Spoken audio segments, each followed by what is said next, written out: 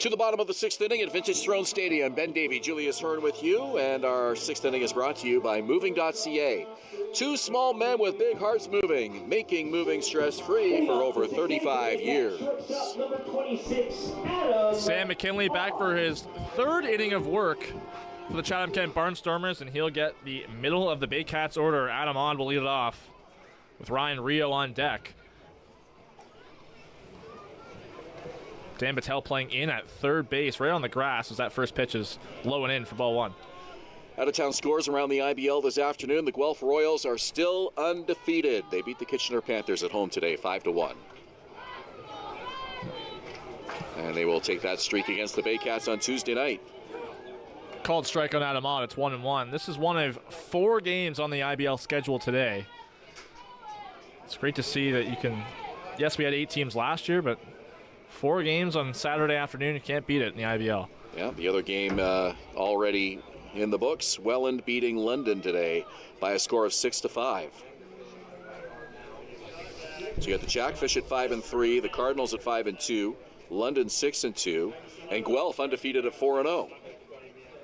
Guelph with the fewest teams of any of those 4, yet they're undefeated. So line into left field through Dan Battelle. Couldn't make a play on it. Adam Ond stays at first base. A hard hit ball gives the Baycats a leadoff base runner. Designated hitter number 27, Ryan Rio. Not to write off any team this early in the season, but I think you're going to see a really good dogfight between those top 5 teams in the standings right now. Baycats, Royals, Jackfish, Cardinals are definitely in the mix this year, and the London Majors. I mean, any one of those teams could find themselves at the top of the standings when all is said and done. The top half of the IBL is maybe as strong as ever. A big leadoff from Adam Ond. Rio pops it up. It's going to slice into foul territory. Dan Battelle over there makes an easy catch. 1 down. Of course, as soon as you and I say that and say that those are the 5 big teams, Kitchener will go on a tear, or Brantford will, and all of a sudden climb to... Anything can happen in baseball, right? Anything can happen. You never know what's going to happen. So those are the other 2 IBL games on the schedule today, but you mentioned this is just a big day in sports in general. Yeah, there is so much going on in sports today. And you get a chance, run through that list again. That was very impressive. I'll definitely will, as Hayden Jaco steps in to face McKinley. He bunts. Very nice bunt. Battelle was playing back. No play. Throw goes past first base into right field. Stop sign goes up for Adam Ond. Stays at third base. Jaco into second base. The throw gets past the catcher, Kemble, but backed up by McKinley. Very lazy defensive work there from the Barnstormers. Jaco goes to second, Adam Ond to third. Just 1 out as Noah Macabroda will step in. Yeah, that ball was bouncing around like a pinball machine in front of the Barnstormers dugout. Sam McKinley over to pick it up, but this crowd wanted Adam Ond to come in and try to score. Would have been a very interesting play at home plate if he had tried. It seemed to take forever for the Barnstormers to get control of that baseball. So that's going to go down as an error on McKinley, E1. Macabroda stepping in, who reached on a walk in the first inning and hasn't reached since. The first pitch is low and into the dirt. Talking about how big of a day in sports it is today. There's so much going on. I'll just reel off a couple things. So, Memorial Cup final is tonight, London Knights and Saginaw Spirit. Speaking of hockey, Game 6 of the Eastern Conference Final, the Rangers and the Panthers. Tonight, Panthers could win the East tonight. In golf, Canadian Open's going on in Hamilton, and U.S. Women's Open, one of the LPGA majors, as Macabroda sees a strike. Meanwhile, in soccer, the UEFA Champions League final was today. The CONCACAF Champions Cup final will be later this evening. And in baseball, the NCAA Division I regionals are going on all weekend long. Not to mention the French Open was all day today. So do you watch all of these events? I mean, that's got to be a lot even for you. I keep it up. I keep up with as much as I can. I watch as much as I can. To be honest, the last few weeks haven't been filled with sports for me, but definitely getting back into the groove as the summer rolls on. Yeah, you really keep a close eye on everything, and I don't know how you do it. Grounded foul towards the Baycats dugout. I've pretty much become a 3-sport guy. Hockey, baseball, and football. Those are my 3. I used to watch a lot of other stuff, but... I know you're a White Sox fan. Are you a Bears fan? I got a couple of NFL teams I like. The Bears are one of them. Okay. I think the Broncos would probably be my NFL go-to team. Why is that? John Elway. Fair. Yeah. Driven out to deep right center field. Going back on it is Casera, and he can't get there. It drops on the warning track. On, and Hayden Jaco had to hold up. Odd scores. Jaco can only move up to third base, but Nolan Macabroda with an RBI double. The Baycats take a 6-4 lead. Well, Josh Matlow absolutely loves having his bat in the lineup. What a new addition to this team he has been. Nolan Macabroda coming through clutch as the Baycats try to rebuild a cushion here on the Chatham-Kent Barnstormers. Hit that to a deep part of the ballpark. So this is going to be a mound visit for the Barnstormers. The umpire is not going out on this one, so no signal cross up. This is a mound visit. This will be the third of the game. Pardon me, the second of the game for the Barnstormers. Baycats have 2 as well. So if you're a catcher, all you have to do is say, I'm going out to discuss signals for that mound visit exemption. I don't understand why a catcher wouldn't just say that every time. Well, the umpire goes with them to ensure that, obviously they're not talking about something else that actually has legitimacy to their claim, right? So the home plate umpire signaling to us. There are 4 left for Chatham. Used 2 of their 6. Unless you're talking about signals, what else are you talking about? Unless it's about defensive positioning. In that case, you'd have the other infielders coming in, which they didn't do there. Pitch sequencing strategy would be my only other go-to. Definitely There's not a huge difference between pitch signaling strategy, though, and catcher signals. I mean, they are 2 different topics, but you can easily just say, oh, by the way, we're this means this. Throw that into the conversation, and that counts as discussing signals, right? Yeah. Well, definitely also could be just catcher going out to, cheer up a pitcher kind of as a morale boost. Or if you're stalling for the bullpen, but that doesn't seem to be the case here. Phillips' ground ball couldn't be handled there by Mackey. He has a play at first, and he just barely gets Phillips at first. Phillips slams his helmet down in frustration. Run doesn't score for Barrie. Run does score. Hayden Jaco in to score. Macabroda over to third.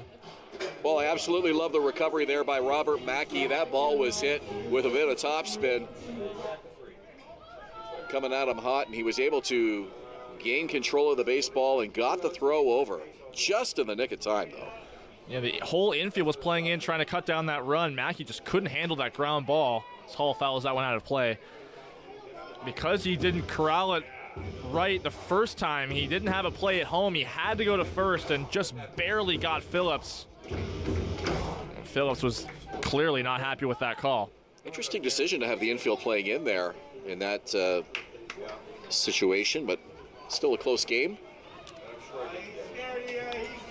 1-1 here on Noah Hall. 2 out for the Baycats. Jaco on third.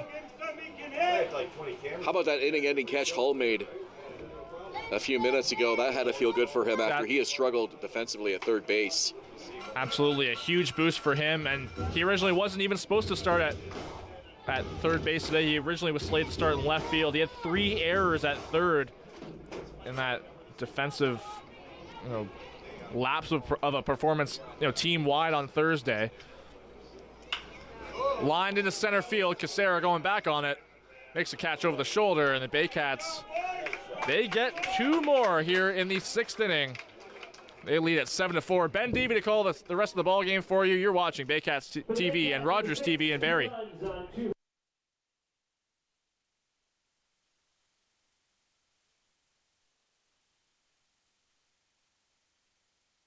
Hi, I'm Chrissy Fans from 400 Chrysler and Barrie Chrysler Dodge Jeep Ram. This year, we are the community partners of the Barrie Baycats. Community is near and dear to our hearts here at the dealerships and one of our core values, so we can support local and shop local.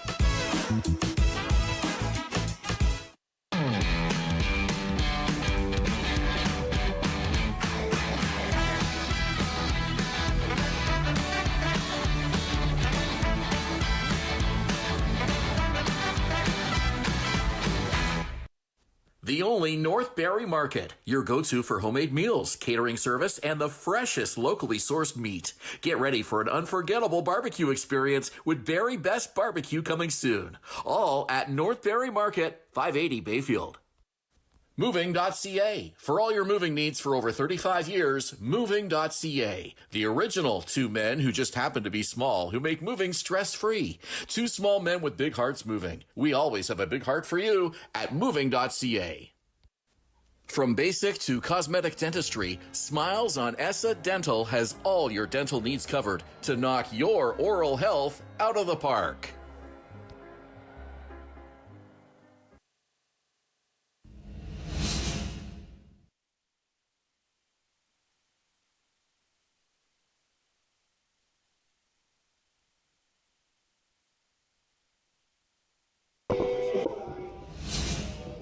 Approaching the 2-hour mark of this ball game, and the Baycats on top 7-4 as we head to the bottom three. Barnstormers due up in the 7th. Braxton Haggith, Robert Mackey, and Trent Sillett. Chatham Kent, their first visit to Springwater Township in their franchise history, and they're down by 3 here. Baycats leading 4-0. Chatham Kent tying it up, and now the Baycats back on top by 3. First pitch from Christian Lazar, spins right around on his follow-through. Lazar only needed 5 pitches to get out of that 6th inning. A line out, a ground out, and a foul out, and I mentioned that foul out earlier. Great catch by Noah Hall. To first, and over to pick it up and stepping on the bag is Nolan Macabrota, 1 out. Well, he works quickly, and the Barnstormers are up there swinging. Yeah, one thing we definitely knew about the Barnstormers coming into this game was how aggressive they are. They're able to barrel up balls really well, get those line drives that you need, and even the ground ball is hard contact, like that one right there to Macabrota. We're talking about these uniforms and how much we love them and how much they look like the White Sox, Chicago White Sox Major League Baseball alternate uniform, the City Connect uniform. And Barnstormers have almost as many wins as the White Sox this season as well, so... Oh, my. Swing and a miss. You must be sad as a White Sox fan. Not really. I'm taking a break from them. Fair. Yeah, it's just... They historically have been my favorite MLB team, but the franchise is in such disarray right now. Swing and a miss. Strike 1. 1 and 2 the count now. I just can't even watch them. And I think the Jays are unwatchable at some points. And then you see the White Sox, and hell, even the A's are a much more watchable team. Guys like Mason Miller are really pulling through there. Pitches in the dirt, count 2-2. I mean, you look at the Blue Jays roster, though, and that team should be good. Yes, they play in a very tough division, but that's a team that should be above 500. Situation with the White Sox, they've just gutted the team completely. Swing and a miss. A strikeout for IMP North. Christian Lazar's first strikeout of the ball game. Just the 3rd strikeout of the game as a team for Baycats pitching. Benitez had 2, and that's the first for Lazar. Every home game so far, we've had the 5 strikeouts to get the fans free fries. As this one's hit to left center field, it'll drop right into the gap. Hustling around first is Sillett, into second without a throw. Stand-up double with 2 outs here in the top of the 7th inning. So that's the first base runner to reach off Christian Lazar today. Shortstop number 13, Torres. Yeah, Sillett made great contact on that. Drove it pretty much in the best part of the ballpark if you want to hit a double right in between left fielder and center fielder McQuinn and Ejo. Greg Kemble to bat now, the catcher, with a runner in scoring position and 2 down.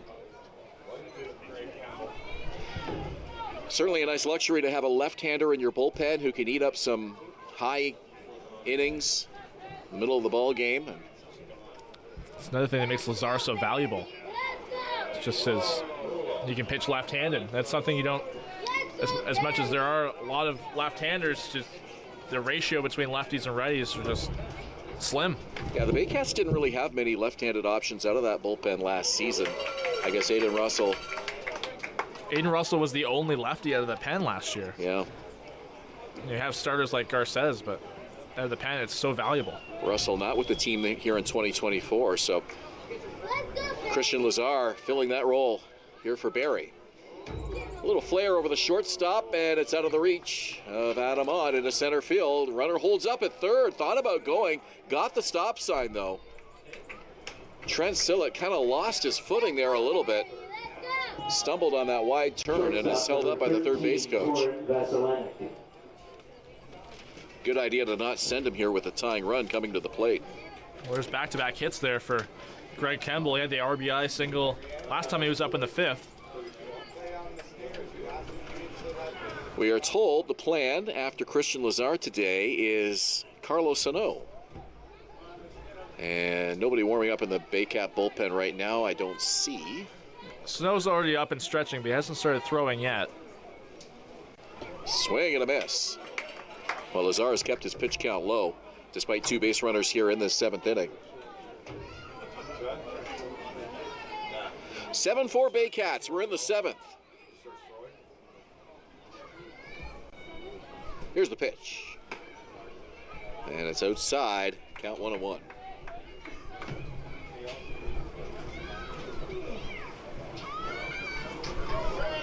Lazar had a complete game for the Hamilton Cardinals a couple of years ago that I can recall.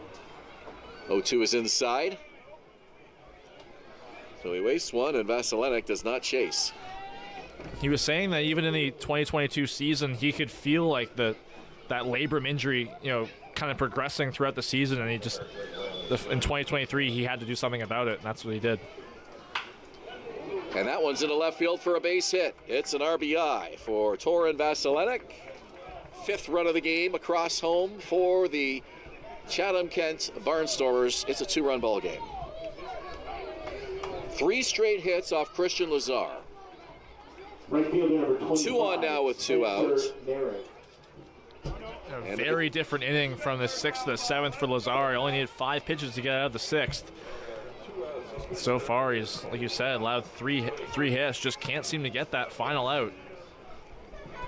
This is the Barnstormers' 2nd attempt to battle back and tie up this game. They had to do it after trailing 4-0 earlier in this game. Miles Norman. Miles Norman will replace Spencer Moran in the number 9 spot. Moran today was 1 for 3 with an RBI in the 4th inning. Norman's first pitch popped up, playable for Macabrota. Shallow right field, makes the catch. So the Barnstormers strand a couple. They score 1. And it's stretch time here at Vintage Throne Stadium. Baycats up by 2 on Rogers TV and Baycats TV. From basic to cosmetic dentistry, Smiles on ESSA Dental has all your dental needs covered to knock your oral health out of the park. The Collingwood Brewery at 10 Sanford Fleming, producing delicious lagers, ales, and seltzers since 2014. The proud home of the Baycats Brew. Check out their retail shop and tap room and select products at the LCBO, beer store, and grocery stores. Cheers and go Baycats!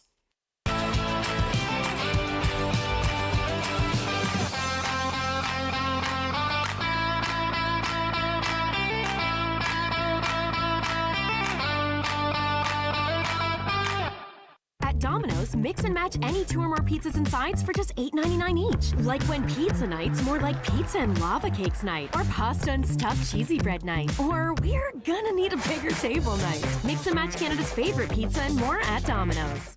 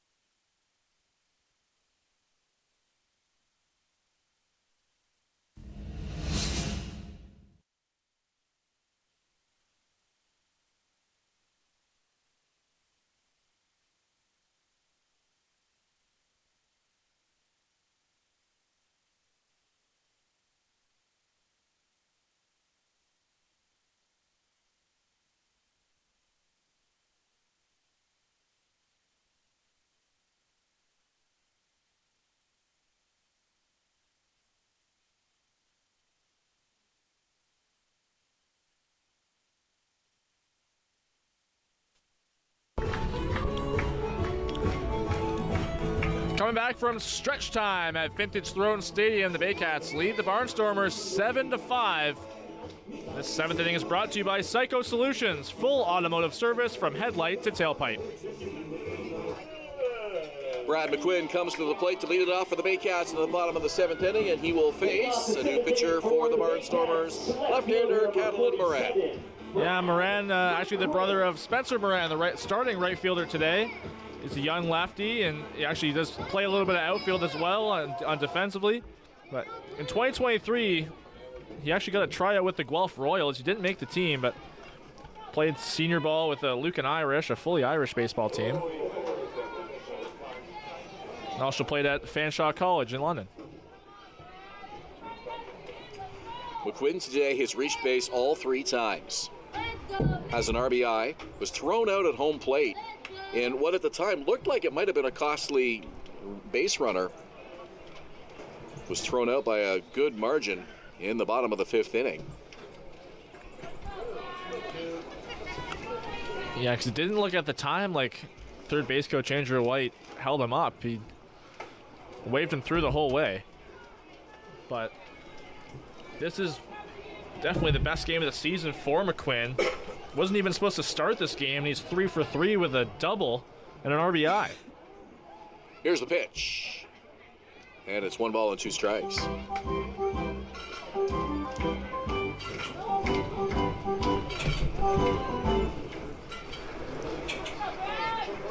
Moran deals, and it's hit weakly to short. Picked up by Torin Veselenik. Throw to first is in time for the out. Back to the top of the order for Kinesi Joe. First time that McQuinn's been retired today, and mentioned that he had 3 hits. Kinesi Joe also has 3 hits, including an RBI as well. Off to another outstanding start here in 2024. Entire lineup producing today for Barrie, which is for Josh Matlow. That's a perfect scenario. 14 hits for the Baycats, and Ejo hits this one to left field, and that'll be extra bases. Up against the wall, picked up by Haggith. That's an easy double for Kinesi Joe.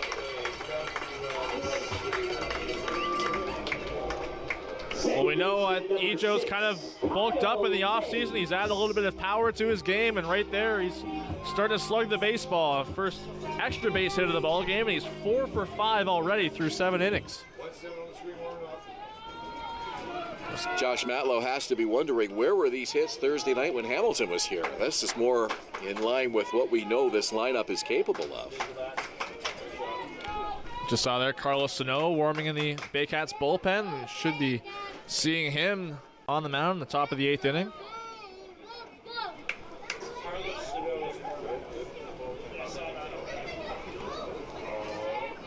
Ejo dancing around trying to distract the pitcher Moran, but Moran comes home with a fastball for a strike. It's amazing how often this season we've seen Josh Matlow put his pitchers in dual roles between starting and working out of the bullpen this season.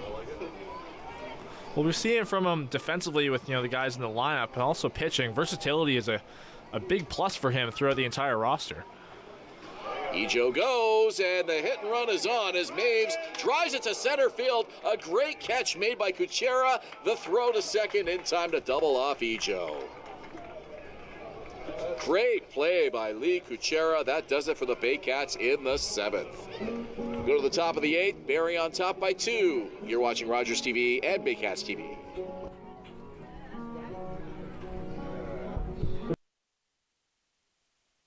The Collingwood Brewery at 10 Sanford Fleming, producing delicious lagers, ales, and seltzers since 2014. The proud home of the Baycats Brew. Check out their retail shop and tap room, and select products at the LCBO, beer store, and grocery stores. Cheers, and go Baycats! From basic to cosmetic dentistry, Smiles on Essa Dental has all your dental needs covered to knock your oral health out of the park.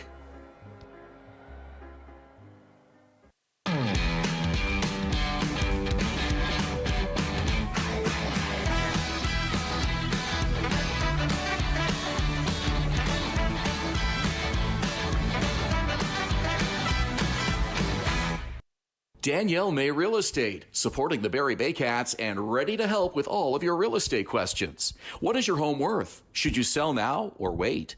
Danielle is dedicated to your success. The next time you think real estate, think Danielle May.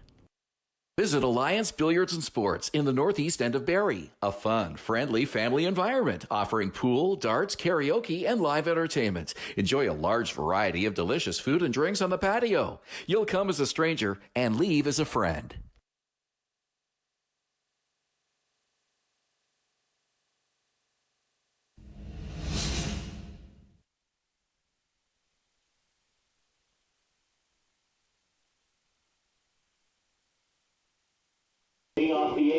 Top of the eighth inning at Vintage Throne Stadium. Baycats on top by a score of 7-5. And a new pitcher for the Baycats. Third of the afternoon, right-hander Carlos Sano. Carlos Sano is second Dominican to pitch in this ballgame after the start from Juan Benitez. This is his first relief outing of the season. Previous two starts, one of them in Welland and one of them against the Brantford Red Sox here at Vintage Throne Stadium. He's given up 4 earned runs so far through 8 1/3 innings. It's been pretty solid so far for Josh Matlow. Looked pretty good in the Brantford game that he pitched earlier this season. Maybe a little confusing for fans this year, maybe who's starting, who's coming in out of the bullpen. Seems like anything's possible this year. Exactly. Frank Garces out of the bullpen. Juan Benitez has had kind of a dual role this year. Well, we saw Cesar Rosado had his first couple appearances of the season in relief, and he started the game in Toronto. Foul territory, and it's behind the Barnstormer dugout. Off a garbage can, and it caroms over to the fence. 1 ball, 2 strikes. Well, these are the games in the season where you sort of figure all that out and then hopefully have everyone in a consistent spot come stretch time. Strike 3 call. Carlos Sano rings him up, 1 down. Strikeout for IMP North, and here comes Daniel Battel. 4th strikeout as a team for the Baycats, 1 away from some free French fries.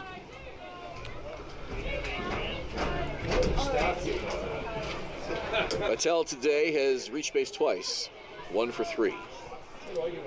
Sano's pitch, and a slow ball 1. Sano really takes his time with his delivery. And this one's hit to left center, or to the shortstop, excuse me. The catch is made. 2 out.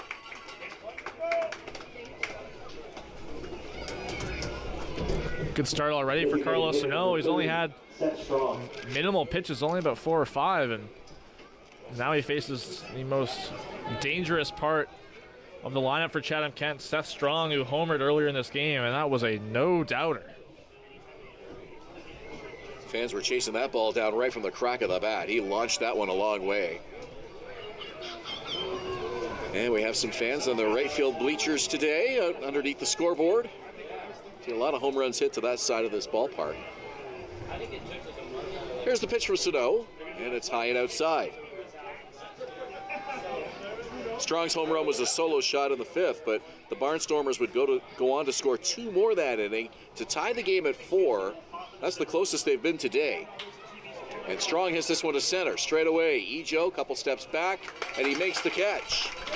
3 up, 3 down, go the Barnstormers for only the 2nd time today. We go to the bottom of the 8th inning. It's Barrie on top, 7-5 on Rogers TV and Baycats TV on YouTube.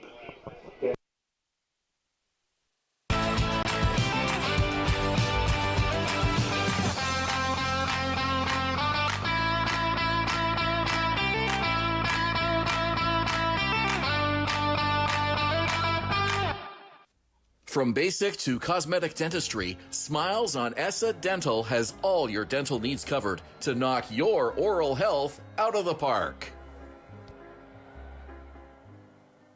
The only North Barrie Market, your go-to for homemade meals, catering service, and the freshest locally sourced meat. Get ready for an unforgettable barbecue experience with Barrie Best Barbecue coming soon. All at North Barrie Market, 580 Bayfield.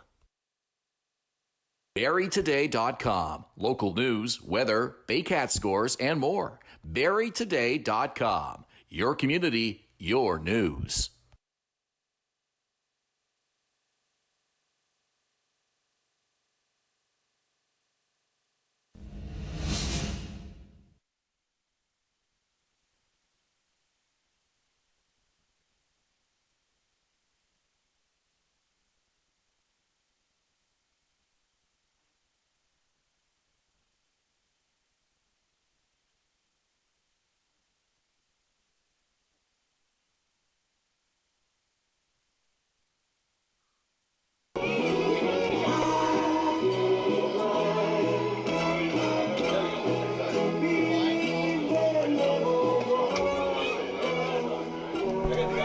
Bottom of the 8th inning at Vintage Throne Stadium. The Baycats lead the Barnstormers 7-5. This 8th inning is brought to you by United Way Simcoe Muskoka, making poverty unignorable. To learn how you can help, you can visit uwsimcoemuskoka.ca. With Julius Hearn, I'm Ben Davey. Brian Backlund, our producer. Sam McCoy, our media coordinator, making sure we say everybody's name properly. Rob Daniels, our public address announcer. Bob Hurley, our team photographer. And Gary Mason, our official scorer. Glad to have you along today on Baycats TV and Rogers TV. Adam Odd up to the plate. Ahead in the count 1-0. The 7th inning was the first inning the Baycats didn't leave any runners on.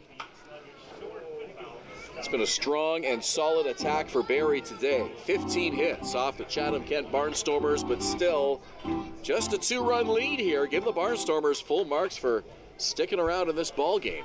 Could have got out of hand early. They battled back after trailing 4-0, and now trail by 2.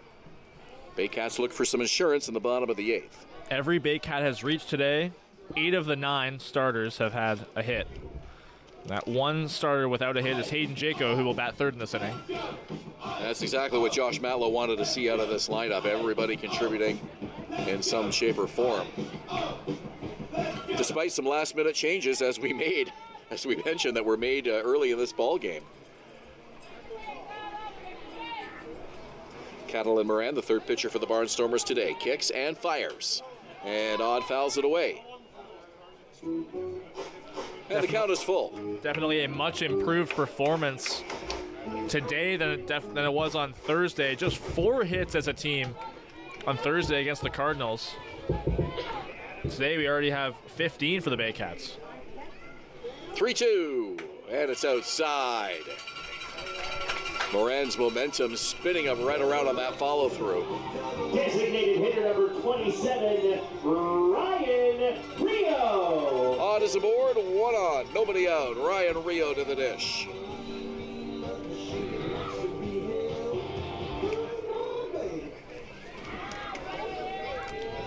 Rio's had a couple hits today. He had a stolen base today. First of the year for him, and only had one last year. And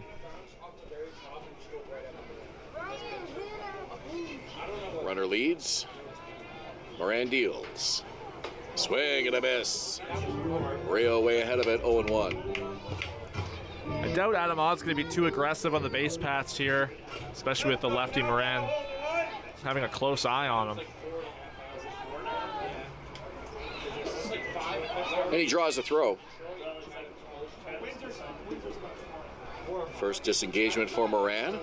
This plate appearance by Ryan Rio. Rio, .359 last season. Led the team in home runs with 11 and RBIs with 48, the franchise record for single season RBIs. Takes a pitch, and it's 1-1. Tough part of the order here with Rio, Jaco, and Macabrota. 4, 5, and 6. Big test here for Catalin Moran. And another throw. And that one hits the runner. Stays close by, though. Over to back it up is Robert Mackey. So 2 disengagements, and that means if he tries again, he has to get the runner out, or a balk is called.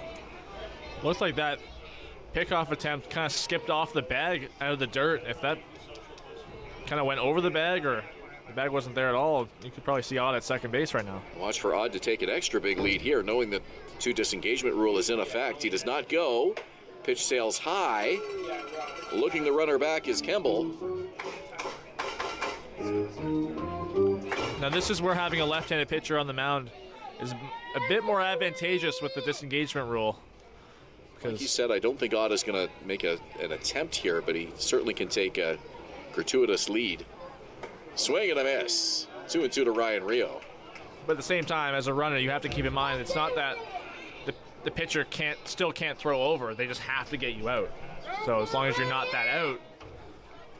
Yeah, it's not like you can just walk down there. Right. 2 balls, 2 strikes. There he goes. And it's hit to center field. Lee Kuchera over. Reaches up, makes a great running catch. Boy, Lee Kuchera has shown some great speed in center field. for the Barnstormers today. Had to go a long way to get to that baseball, and there's one out.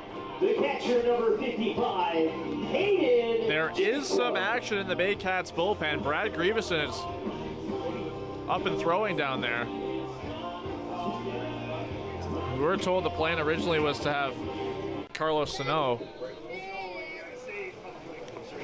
Manager Dan Norman comes out to the mound for a visit. And let's see if he has the hook in his hand. It looks like he does, as a right-hander is coming in from the bullpen for the Barnstormers.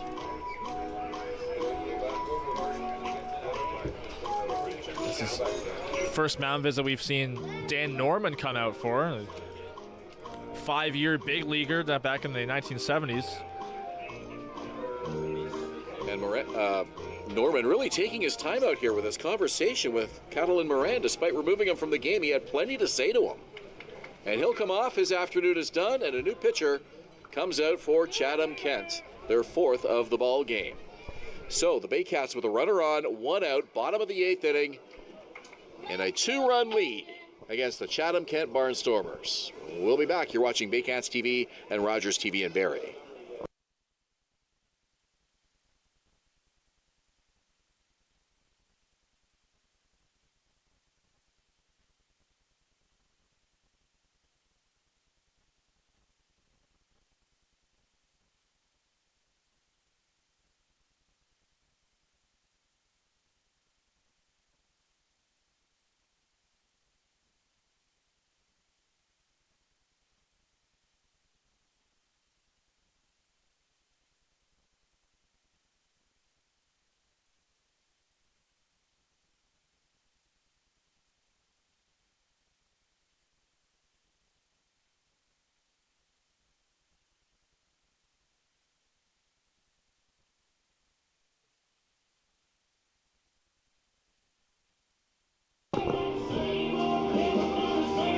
New pitcher for the Barnstormers, it's Garrett Day on to face Hayden Jaco with 1 on and 1 out here in the bottom of the 8th inning.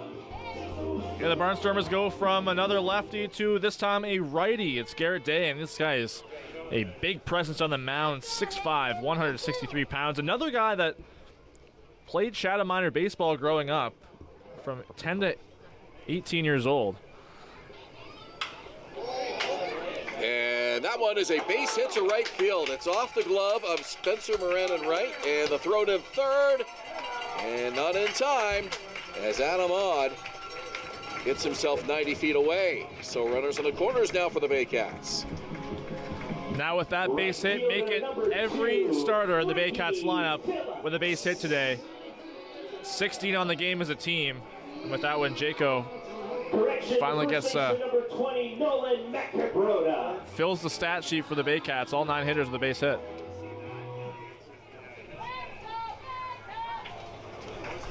That's Miles Norman in right field, pardon me, for Spencer Moran.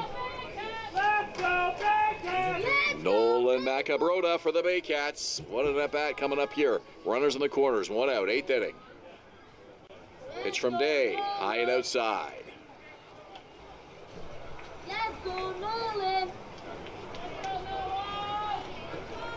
Macabrota had that RBI double last time he was up. That was one of the deepest parts of the ballpark in center field. Baycats did a double steal earlier in this ball game already. Let's see if they maybe try it again here. Jaco at first, Odd at third. Center fielder and left fielder. That's Casera and Haggett. They're playing considerably shallower than the right fielder Norman. And this one's into left field for a base hit. Here comes Adam on to score the 8th run of the day for the Baycats. RBI single for Nolan Macabrota. Right fielder number 2, Ricky Phillips.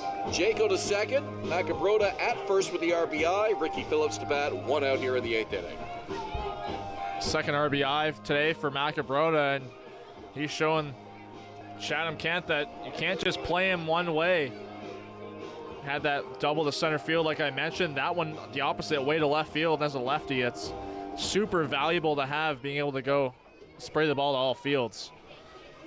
Dan Norman wants to have a conversation with Garrett Day, and he's quick with his message as he heads back to the dugout. Can't make a pitching change here as Day has to face the required minimum 3 batters.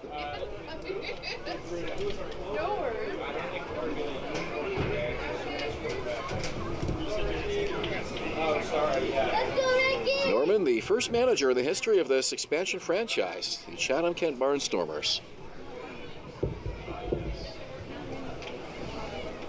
First pitch, it's on the ground. Picked up by the second baseman to short for 1. The relay to first. It's in time for the out.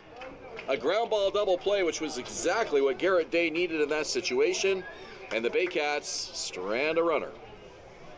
A double play off the bat of Ricky Phillips. So, Barrie up by 3 as we head to the 9th here at Vintage Throne Stadium. You're watching Baycats TV and Rogers TV. The Baycats in inning number 8.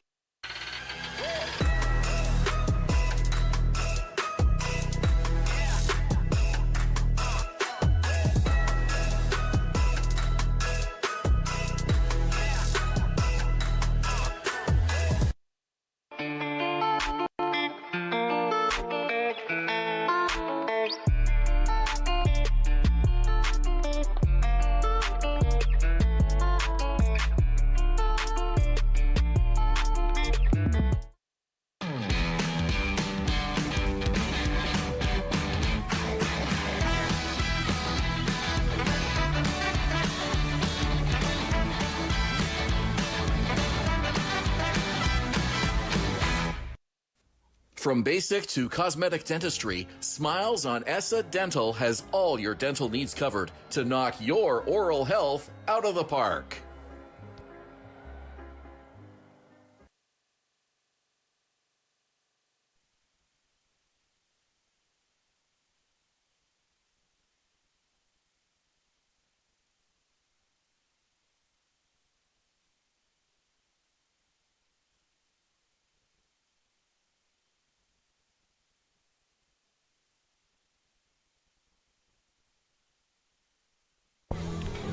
Last chance here for the Chatham-Kent Barnstormers. They trail the Baycats by 3 runs. And this 9th inning is brought to you again by United Way Simcoe Muskoka, making poverty unignorable.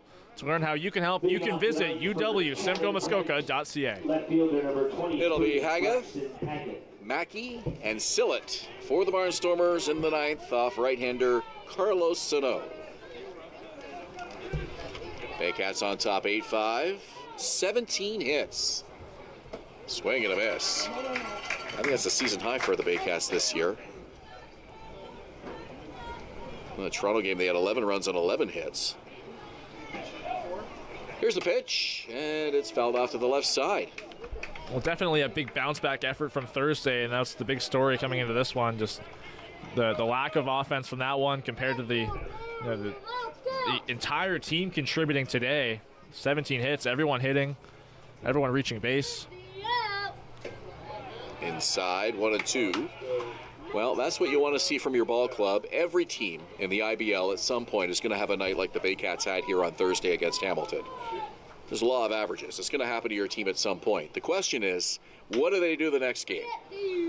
To second, Macabrota had to hustle back over there to get his foot on the bag, and he does in time.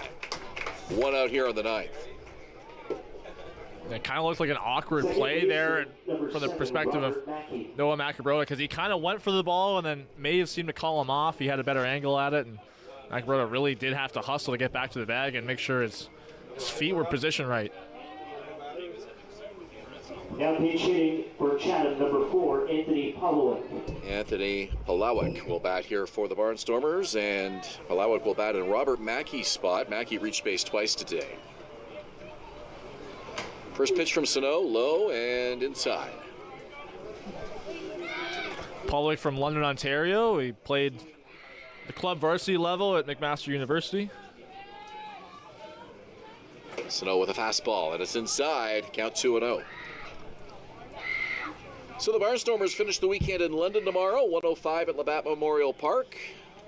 Baycats will enjoy a day of rest on their Sunday after 3 games in 4 days this week. Kyle Maves to Nolan Macabrota. 2 out in the 9th.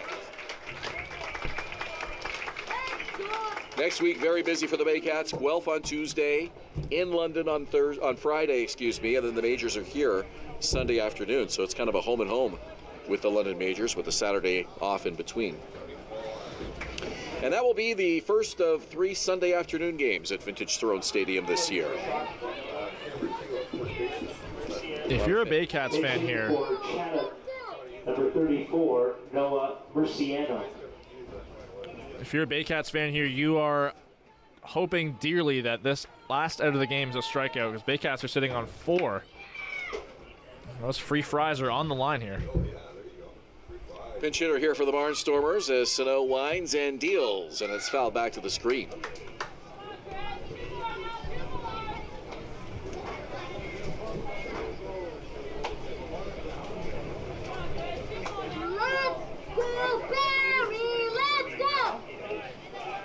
Noah Murciano at the plate here for Chatham Kent. Let's go, Barry! Let's go! Barnstormers battled hard, trailing 4-0, tied the game at one point. Barry rebuilt a lead, and they've held on since. 8-5 Baycats. 1-1 pitch. And it's lifted to shallow left field, and over is the shortstop on the grass to make the catch, and that's the ball game. Barry wins today, and the first game in the history. These two teams head to head. Final score, Barry 8, Chatham Kent 5. Yeah, the Baycats really put on the foot on the gas offensively today, and that was the big story of the game. 17 hits as a team. Chatham Kent really made it a ball game in the 5th inning, coming back and tying the game at 4, but since then, Barry just didn't let up, scoring 4 more runs, and Juan Benitez is surely happy because he is the winning pitcher today. So the Baycats win by a score of 8-5, and we will be back here next on Sunday when the London Majors come to town. 3:05 first pitch here on Baycats TV and Rogers TV in Barrie. Better yet, come on out and join us here at Vintage Throne Stadium. For Julius Hurd and our entire Baycats TV crew, I'm Ben Baby. Good afternoon from Vintage Throne Stadium in Springwater. We hope that you drive home safely and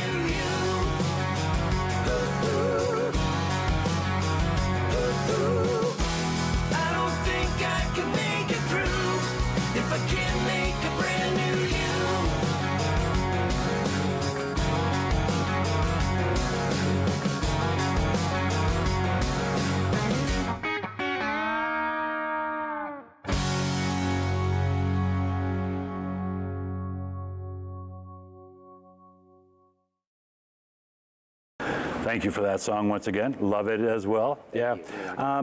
We talked a little bit earlier too about doing originals and then covers, and finding that balance is not always the easiest thing to do, depending on the crowd for one thing. But how do you guys find that balance, and are you pushing more of the originals as opposed to the covers? And like I said, how does it go with your audience? I think the audience has been pretty receptive when we do bring them into the.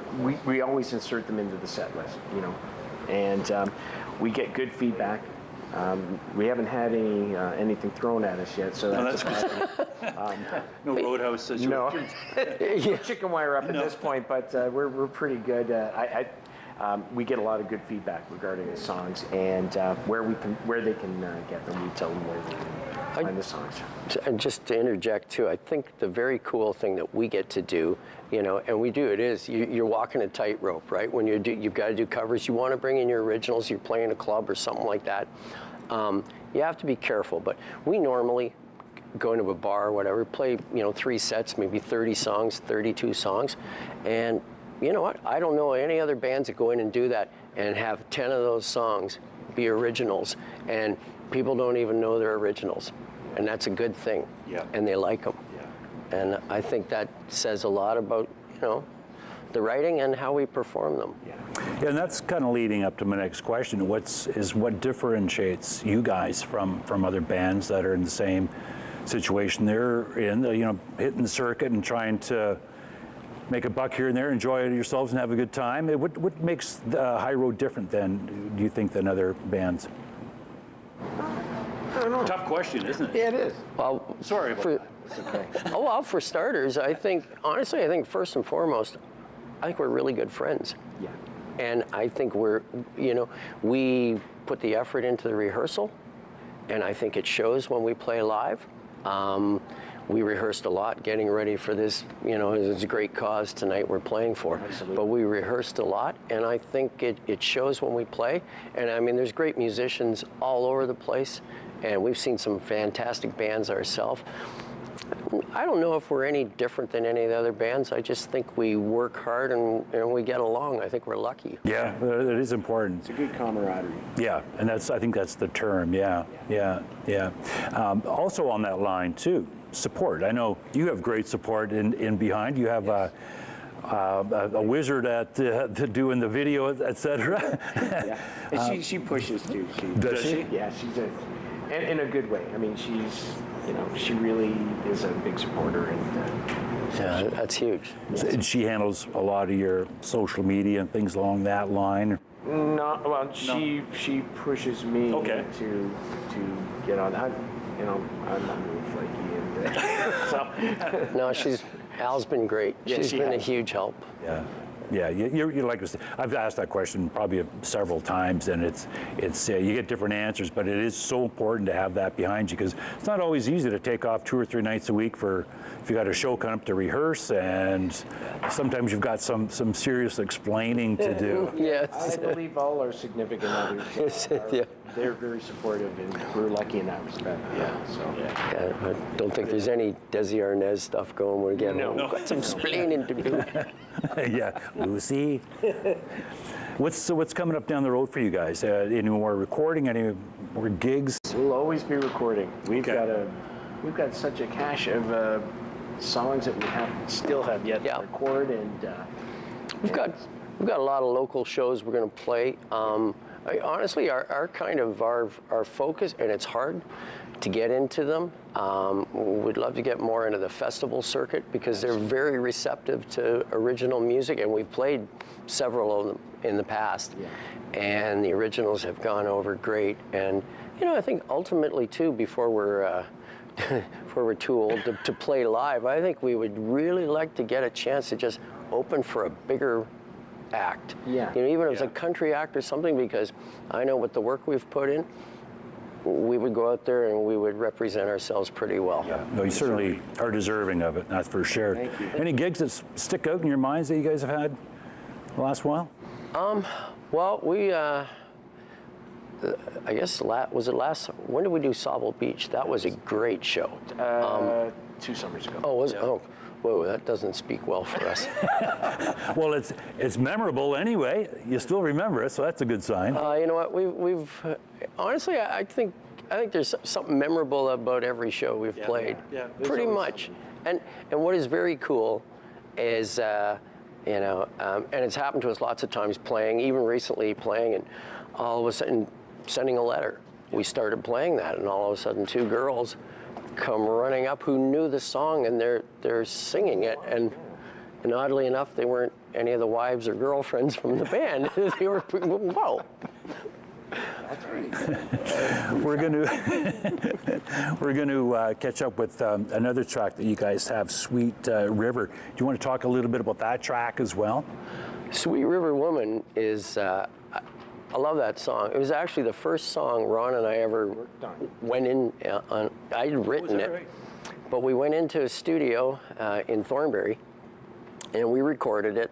And I mean, I knew it was a great song. I really liked it a lot, and but I didn't like the sound of the recording. So a few years after, we kind of revisited. And with Rick playing in it, and we kind of went for an Allman Brothers sound on the guitars. Okay. And yeah, it's a great tune. Again, it's another one of those songs. It just happened. Yeah. You know.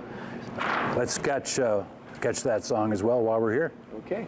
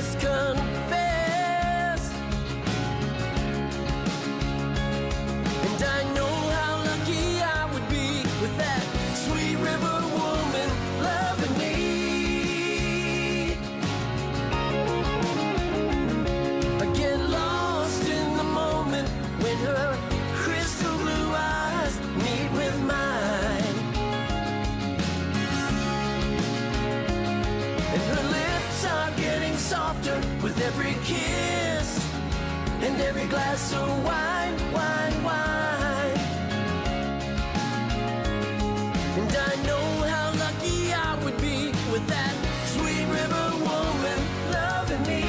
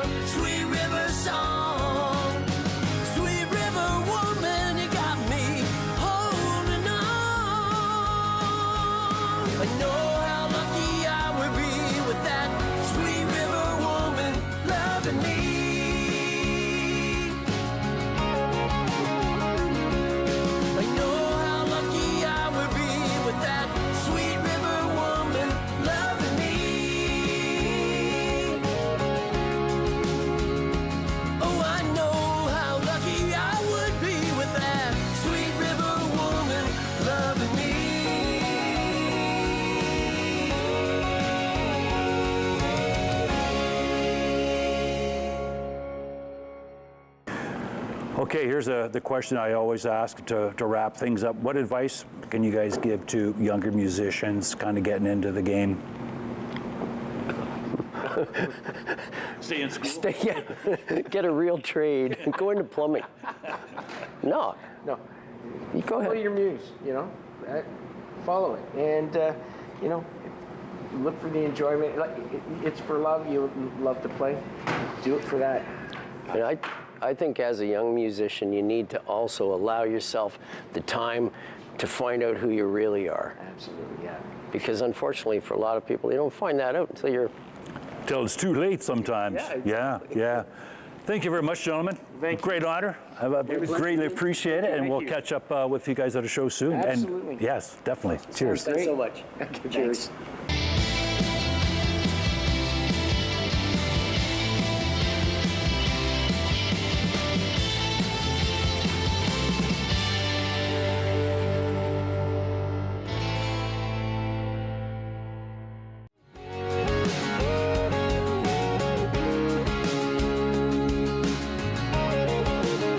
Yeah, I can still see her dancing in the smooth running water, wearing that dress.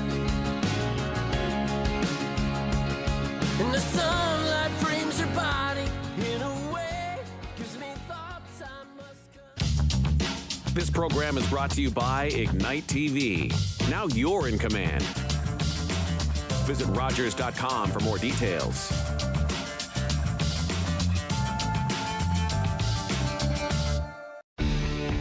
Connect with us by visiting our website or email us at comments@rogerstv.com.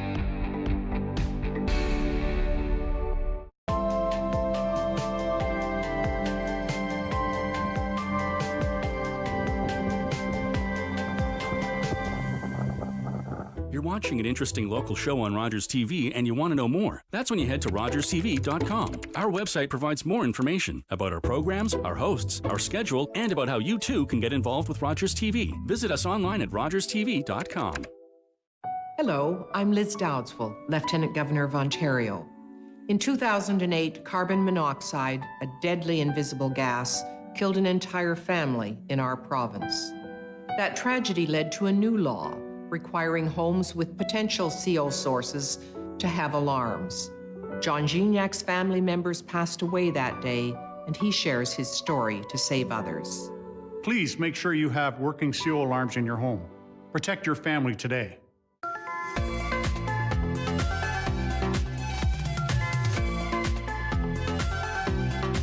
You're watching Rogers TV.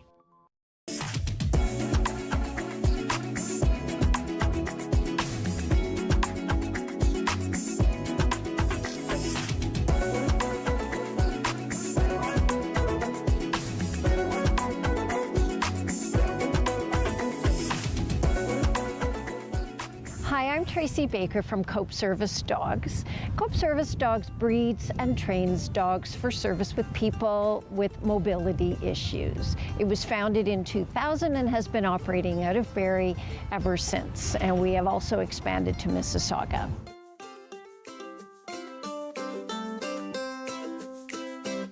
I'm here today at beautiful St. Vincent Park with Cope Service Dog in Training, Alan. We're here today to talk about Buddy Up, our annual walk fundraiser that's on Saturday, June the 8th. Registration runs from 9:30 until 11, at which point all the walkers will take their leave en route through our downtown. They'll come back here and we will enjoy a slice of pizza and some high fives. Registration starts at 9:30, and there is an hour of fun, family-friendly activities that you can enjoy while waiting for the walk to start. Cool FM will be on site, broadcasting live.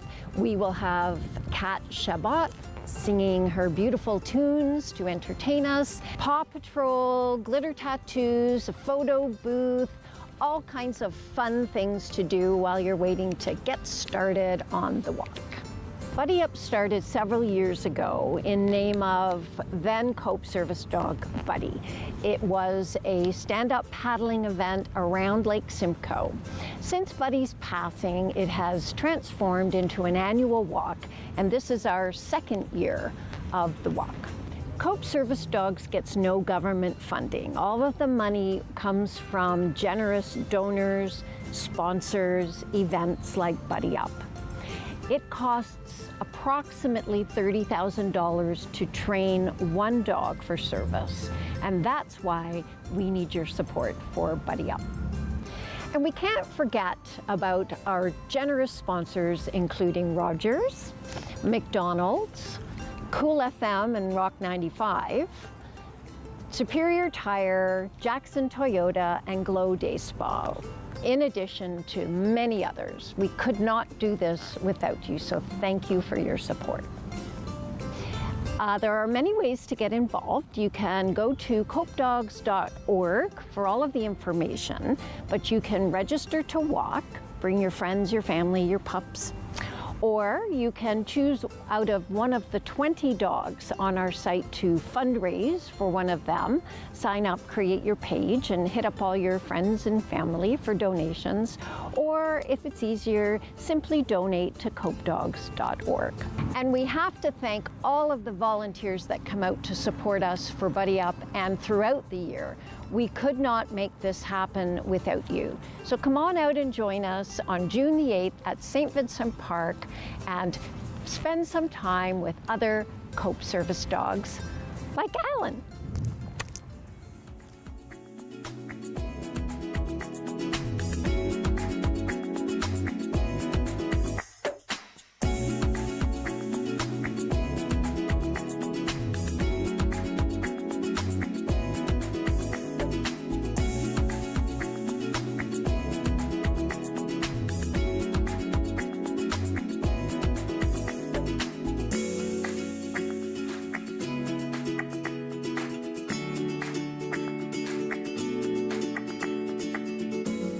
Hello and welcome to the Simcoe County Archives. I'm Olivia White, the Digital Preservation Archivist. And I'm Jamie Levy, the Microfilm Technician.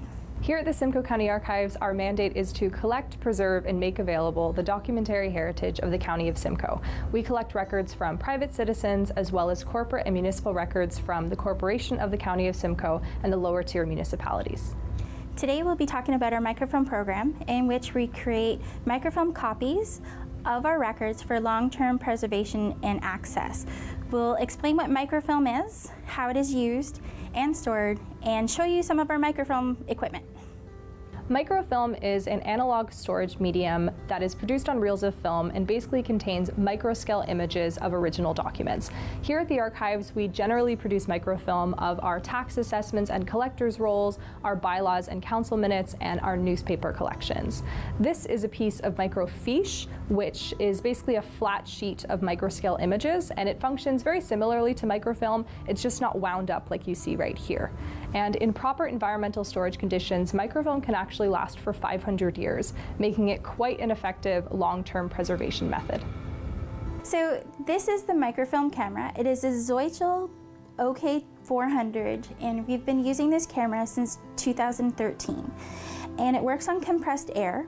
When filming, the table will lower and I can put things under the glass, or if it's in really good shape and pretty flat, I can actually film on top of the glass. For newspapers, I tend to film under the glass to make sure everything's nice and flat. If I'm actually filming a book, the table will lower and it will split apart, and there's a cradle for the book spine, and then the glass will flatten on top so the pages will become as flat as possible. I use Fuji 35mm silver halide film, and I purchased the film from MES Document Systems in Markham, and they actually do our negative film processing as well as our duplication. MES has always done our film processing, and we've always bought our supplies from them since 1988. It's a very long time. And if ever something happens to the camera, MES will come and service our camera for us. So hopefully it doesn't happen very often, but it does happen. So I'm going to show you how the camera works. I'm going to shut off the lights and we're going to light up the table so you can actually see what's being filmed. As you can see here, I'm currently filming Springwater News from 2011, and what is lit up on the table is what will actually be filmed. So I can adjust the size of the frame that's called the mask. I can change the height of the camera to change the reduction rate, as well as the exposure level, which is the amount of the light that will come into the frame when taking the picture. So as you can see, I spend a lot of time in the dark taking pictures of whatever records that happens to be on my filming schedule, and currently it is the Springwater News. I will be doing some filming for the Collingwood Public Library. So another task of mine, another job that I do, is sometimes external filming jobs for local public libraries, in which they've donated the newspapers to us, and then they would like a microfilm copy back. So we give them a duplicate copy as well as a digital copy, and we keep the negatives here at the archives. I'm going to actually show how the filming actually takes place. I can take pictures using the control panel here with the buttons, or I can use the foot pedal. And to lower the table, I use the 2 foot pedals. So with the down arrow, it lowers, and then I can raise it back up. It's a little slow. Okay, so I'm gonna use the foot pedal.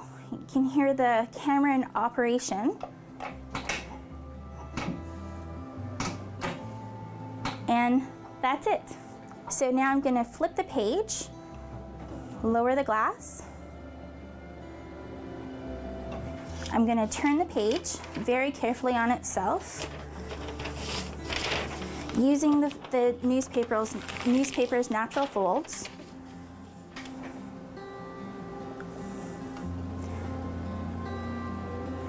Takes a little bit. And then take another picture.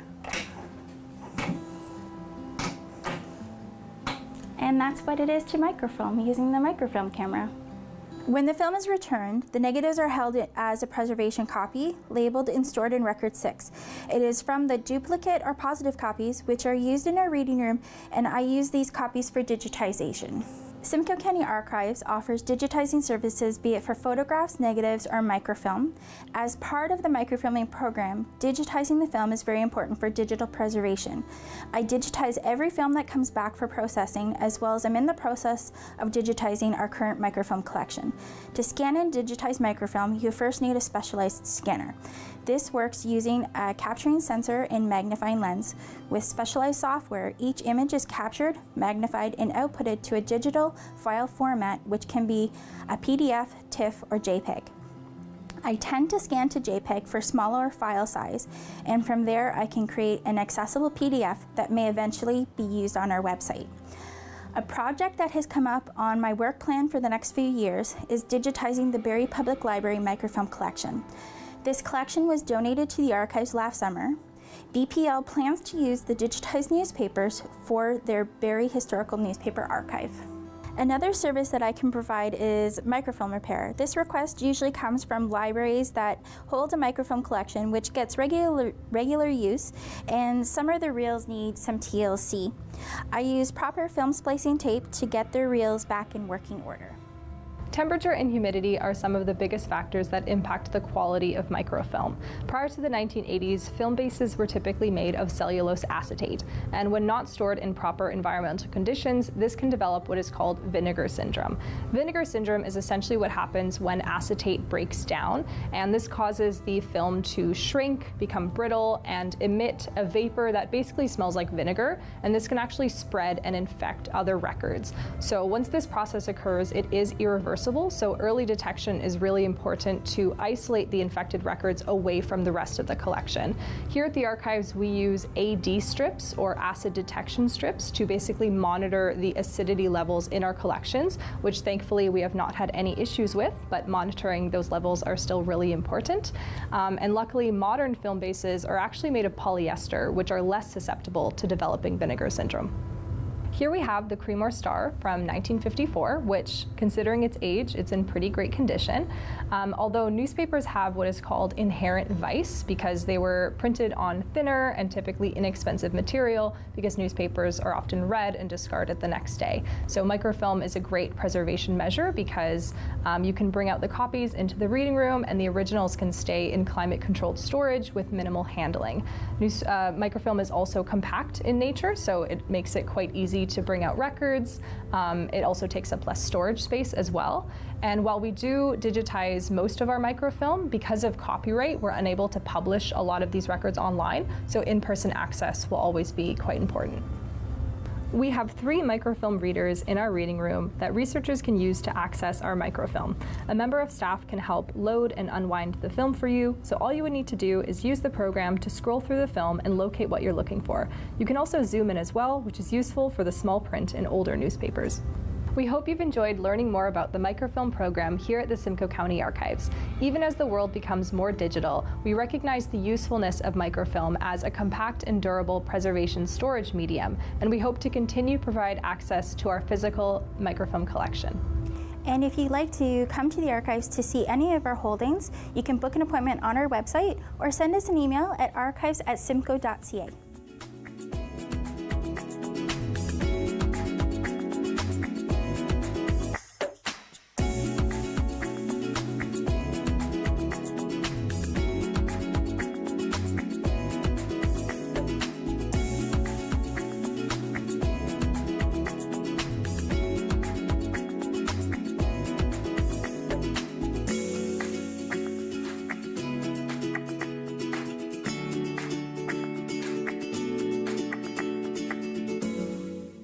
Hi, I'm Jessie, and this is Brody, and we're from Berry Pride. Berry Pride is an advocacy, education, and celebration organization. We have a monthly sociable that you can come out. So the sociables are a really low-key get-together from 8 at night until 11 at night at CW Coops on Dunlop Street. We have coloring pages, stickers, people hang out, there's checkers, there's pool, there's card games, whatever you want. It's happening. Just come out and say hello. We're going to be kicking off Pride Month with a flag raising on Friday, May 31st at Barrie City Hall. We'll be raising the Progress Pride flag and saying hello to everybody there. There's going to be lots of people out to come see it go up and say hi. And then our Pride celebration is going to be taking place on Saturday, June 1st, immediately the next day. It's going to be kicking off at noon with a vendor fair, and DJ Hattie's going to be spinning some tunes and giving us some music to dance along to while we get ready for our march. We're going to be doing a march this year, which means we're not going to have any vehicles or engines or motors. It's eco-friendly. We're going back to our roots a little bit, but that doesn't mean that we don't want you to still absolutely dress your best, sparkle it up, decorate yourself, decorate your wagon or your bike or whatever you'd like to bring with us. We're going to be walking and marching and rolling and ambling and strolling all along the sidewalks down Dunlop Street and around to Meridian Place, where we will regather for a stage show starting around 5 p.m. We're going to have lots of local talent and some amateurs, some professionals, all kinds. We've got lots of different things in the bag for you this year. So we're going to close with our stage show, and then you can keep we'll keep you posted on if there's going to be any like after parties or anything. We're sort of still getting some stuff in the works, so you could follow us on Facebook or on Instagram, or follow our website for more details on that as we get closer. We're going back to our roots this year because it's the 25th anniversary of the trans flag ever being raised, and it's also the 50th anniversary of the Brunswick Four, who were the original Canadian lesbian group that fought for queer rights. And for that reason, it's really important, I think, to recognize how we got here, all the steps that it took to get here, and how far there is still a little bit of a way to go. And so I think that that's important to highlight as well. And it's also worth noting that we are doing this partly because it's like an eco-friendly, more green way to do it. If you actually look at the stats, climate change does disproportionately affect the LGBTQ community. Sorry. So in that way, we did want to kind of like raise a little bit of awareness where it's like our community is impacted by this, and if there's anything that we can do to lessen our climate footprint, if there's anything we could do to lower our impact on the planet, we want to do that. And so this year we're going to be focusing a bit more on walking and rolling and bicycles and wagons and getting really creative with it. Yeah.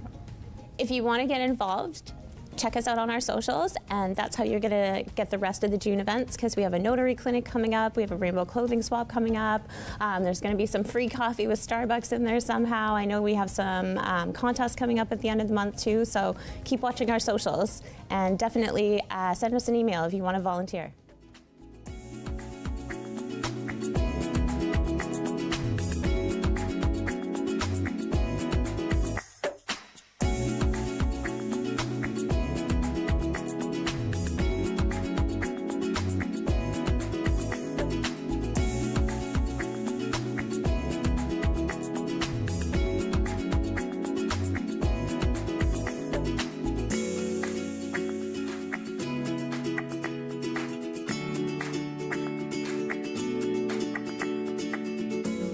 So my name is Tanisha Thomas, aka Ty the Poetess, and I am Barrie's current Poet Laureate.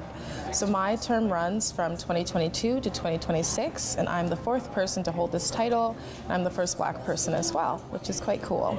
So April was National Poetry Month, which is amazing. So National Poetry Month was established in Canada in 1998 by the Canadian League, the League of Canadian Poets.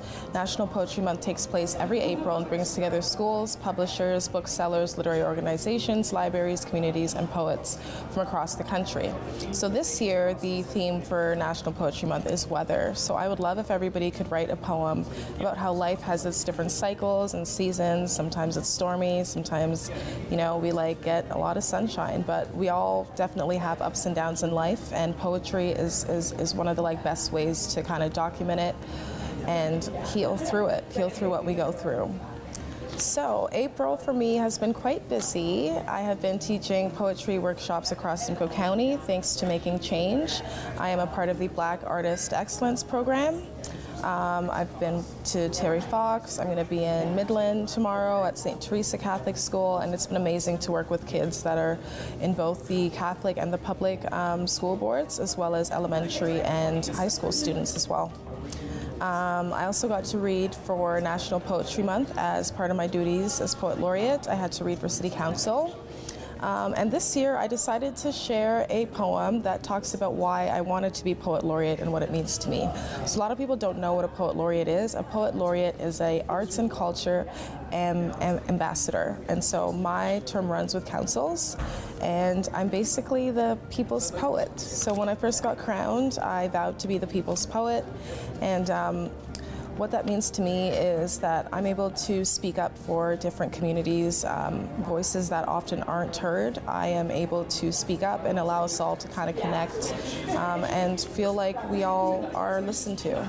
So I'm going to share the poem that I wrote because it just kind of talks more exactly about why I wanted to be the people's poet. When I first became Barrie's Poet Laureate, I vowed to be the people's poet.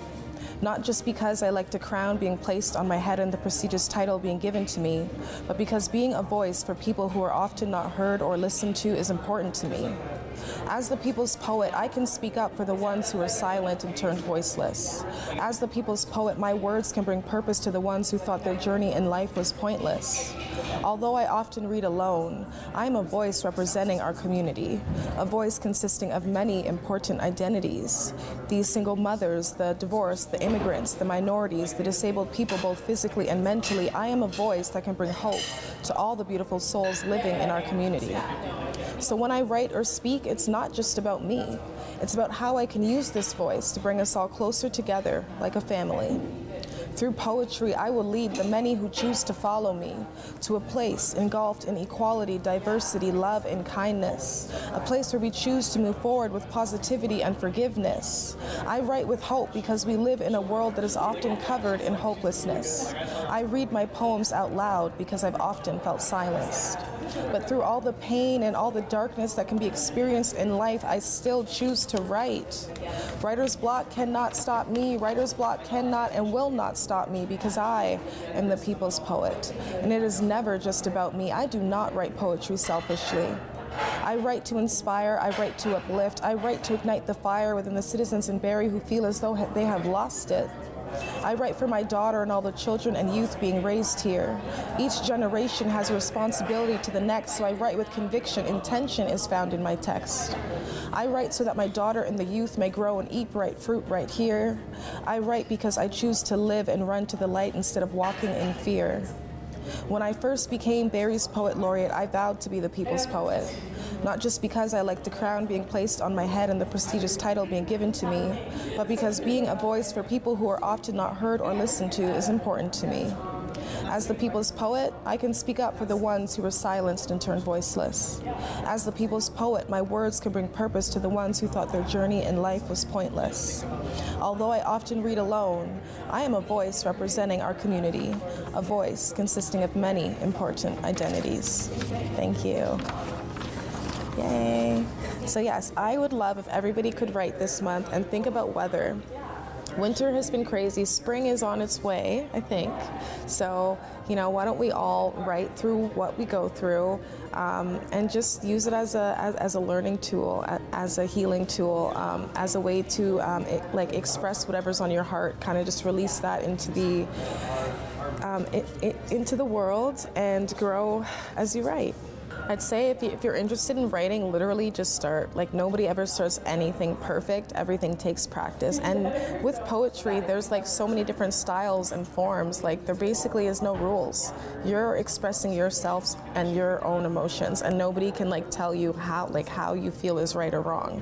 So it's all about just tapping into your emotions. And I know in our society, especially men, are told to, stay away from your feelings. You're not supposed to cry, or you're not supposed to talk, or else you're, soft or whatever. But no, vulnerability is strength. And when you're able to tap into your emotions and express them, it does a lot of healing for you and all the people that are around you or in your life as well. So just pick up the pen and write, I would say. Someone once told me that expression is the opposite of depression. So when we're able to express ourselves, we're tapping into our own kind of superpowers, and every artist is different. Every artist is unique, and art isn't something that can really be taught. It's yes, it can be, but it also comes from who you are and you adding your own, creative touch to it. So for me personally, poetry helped me find my confidence. It helped me find my voice. I used to be really, really shy as a child, and for some reason, whenever I want to read poetry in front of people, all my nerves go away, and I'm kind of tapping into a different element within myself. And I would encourage anybody to kind of learn more about themselves, love themselves a bit more, and don't be afraid of whatever comes out, whatever's on the paper. Sometimes I write stuff that I never read out loud, and sometimes I do, So this month, for National Poetry Month, I received a proclamation from our mayor, Alex Nuttall. So we have some more info on National Poetry Month here. National Poetry Month celebrates poetry in all forms and contributions that poets, writers, and speakers of poetry bring to our communities. So poetry reaffirms our common humanity by revealing that individuals everywhere share the same thoughts, questions, and feelings. And poetry is a mainstay of oral tradition and over centuries can communicate the innermost values of our diverse culture here in the city of Barrie. So this is really nice, and I'm very honored to receive this. Thank you to the City of Barrie. It was wonderful to read for our counselors this year, and I think I'm going to give this to my daughter. To me, I always just wrote as a hobby. It was something that was healing for me, something that, helped me grow up to be the woman that I am today. So now that I'm being recognized for it, it's kind of crazy. It's almost like a dream coming true.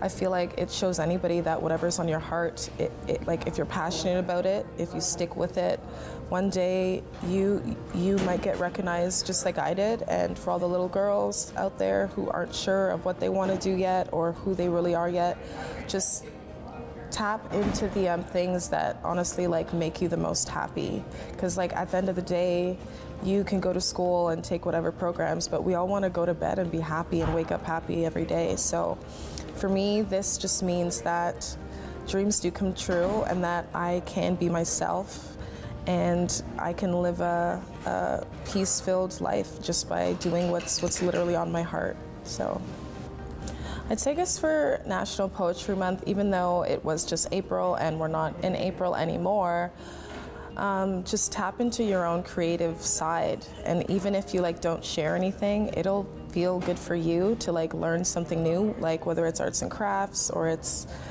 going to a theater play. Just tap into the arts and culture community and learn about, what is going on in Barrie. Talk Is Free Theater has a bunch of great productions that go on. There's always great stuff happening right here at the McLaren Art Center. I usually have great poetry shows as well, so definitely just see what's going on in our beautiful city of Barrie and Simcoe County and tap into the arts and culture because there is a lot of great stuff and we have so much talent here as well.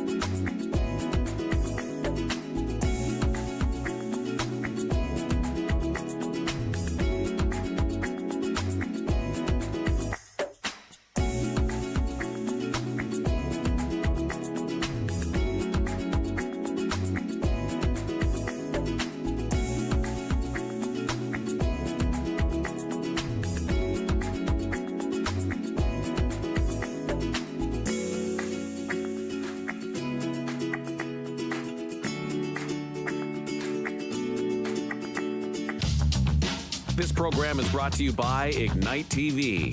Now you're in command. Visit Rogers.com for more details.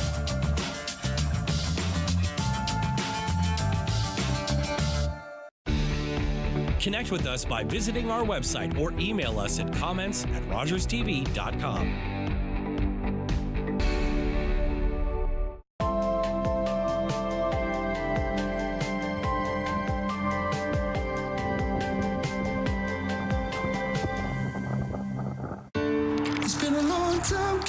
You don't win it to keep it, you win it to be a part of its history.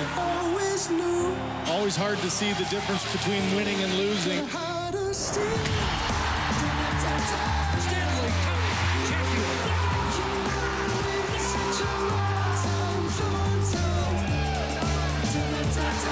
The quest for the hardest trophy to win in sports.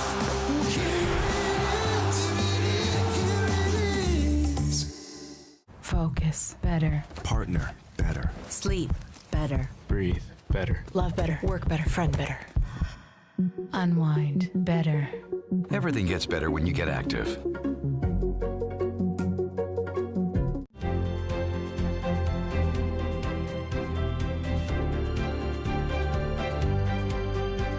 You're watching Rogers TV.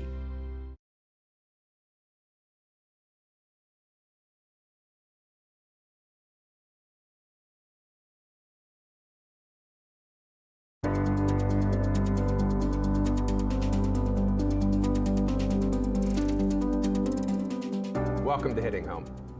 We're living in a time where I think many families and businesses are looking for ways to save money, to put aside for a rainy day, to preserve some funds, and where it seems like at every turn we're paying just a little bit more. We're paying more for groceries, we're paying more for fuel.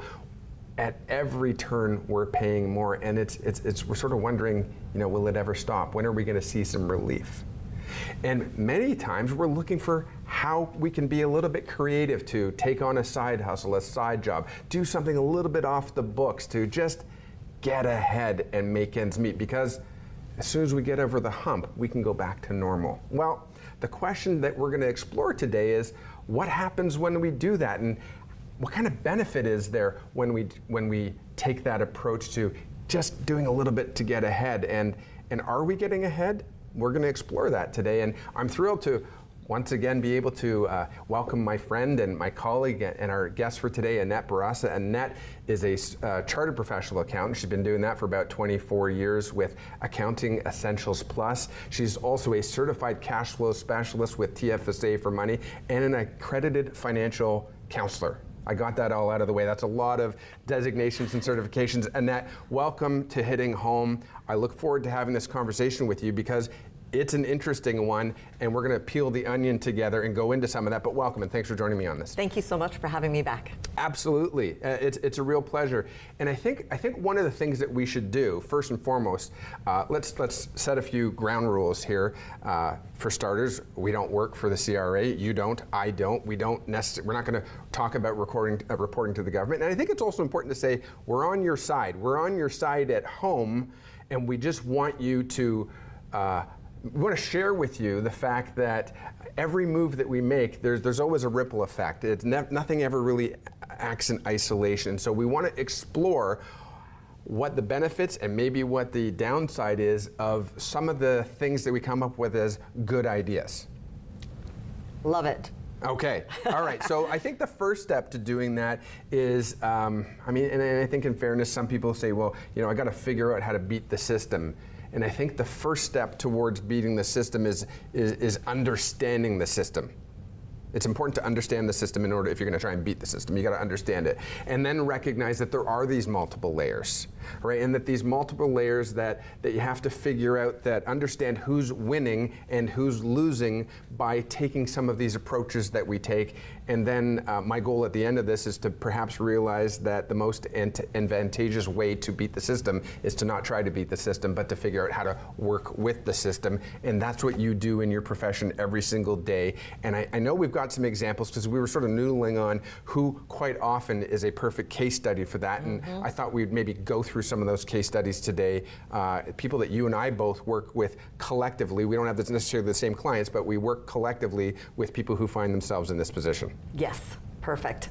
You've covered that really well. Okay. You've set us up very well. All right, so one of the things, let's put it into plain English though. Okay. All right, so plain English is, and I know you brought forth to the conversation for us to consider people who work in the trades. Yes.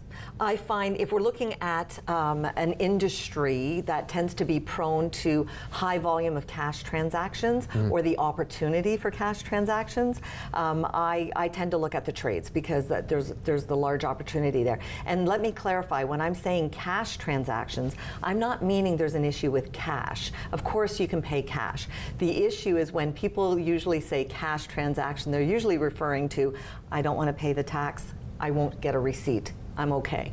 Those are the kinds of, so let's clarify what we're talking about when we say cash transaction. Absolutely. Yes. The other thing I think is really important is I think for us to communicate to the audience, we get it.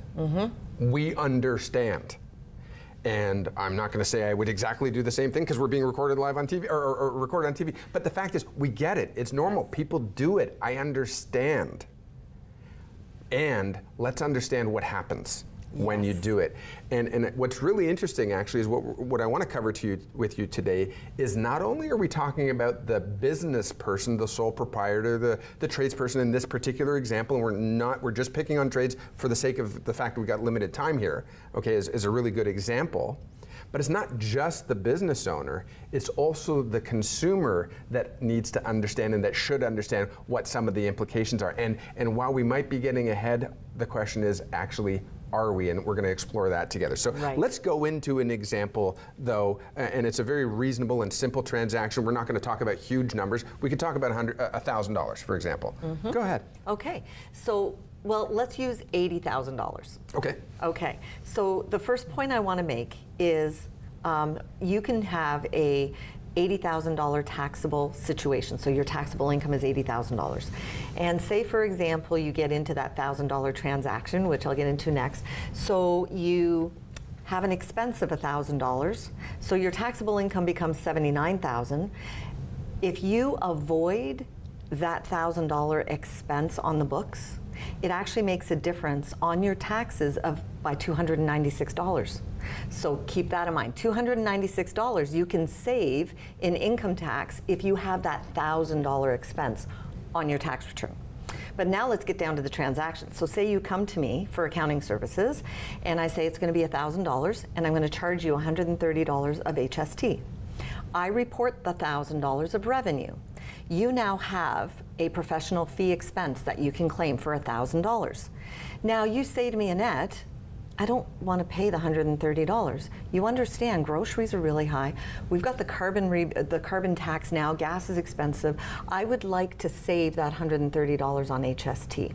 So can I just pay you cash and you not give me a receipt? Well, is that really benefiting you? So let's talk about that. You're going to save $130.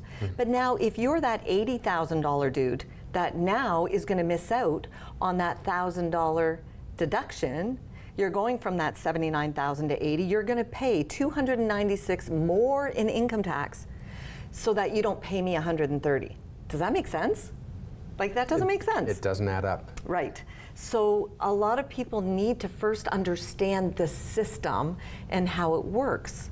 So when you pay me that $130, that comes off of the HST you charge your customers. So if you collect $1,000 in HST from your customers and you've paid me $130, well, you're only remitting to the government $870.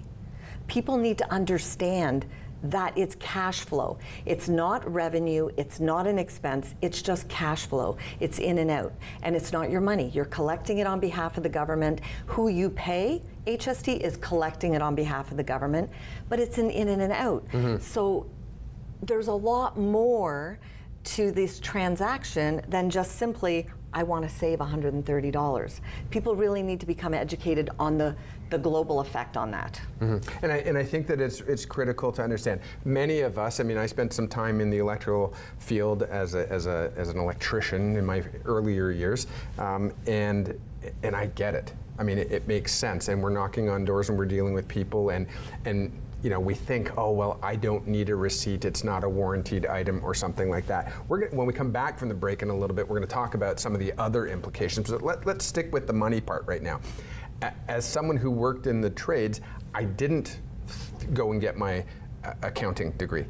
I didn't necessarily focus on that. I focused on providing the service that my consumers are going to want and expect from me. Here's the challenge, though. We think that we're putting some money in our pocket and saving, but what I heard you say actually is by putting that money in the pocket, we're not saving, it's costing us. It's costing us the opportunity it's costing us the opportunity to write down that $1,000 expense and therefore pay much less in income tax. Exactly. And when I say much less, when you add up all of these instances of off the books, it actually adds up to a lot. That $296 compared to $130, that's only on a $1,000 example. That's a $1,000 transaction. So if you consider some people are dealing with $30,000, $40,000 of no receipted expenses, it adds up. And I think that there are some other implications that we should actually get into and some other scenarios. So for example, we said that this isn't only about the tradesperson or the service provider in this particular case, also how it impacts the consumer. Absolutely. So I've now saved $130 by not paying HST, and in the short term, I won. What happens in the long term? What are some of the scenarios that are going to happen in the long term where I'm going to regret having saved that $130? Right, okay, so can we talk about warranty and legal recourse? First, okay, let's talk about that. So I'm a homeowner and I'm going to hire a plumber or an electrician or insulation guy to come to my house, or gal, to come to my house and do the work. And they offer me the opportunity to, if you want, to save the tax, then you can pay cash. So what are the recourses there? So what if something happens and the work is not good and I need to have legal recourse? I don't have a receipt. I have no paper trail, right? What if they just will not come back? They will not return my phone calls. They will not provide any service. I have no options, right? I have no warranty for the services or the parts that they used to install into my house. So $130 or even a larger scale, $1,100, whatever it is it really worth taking that risk?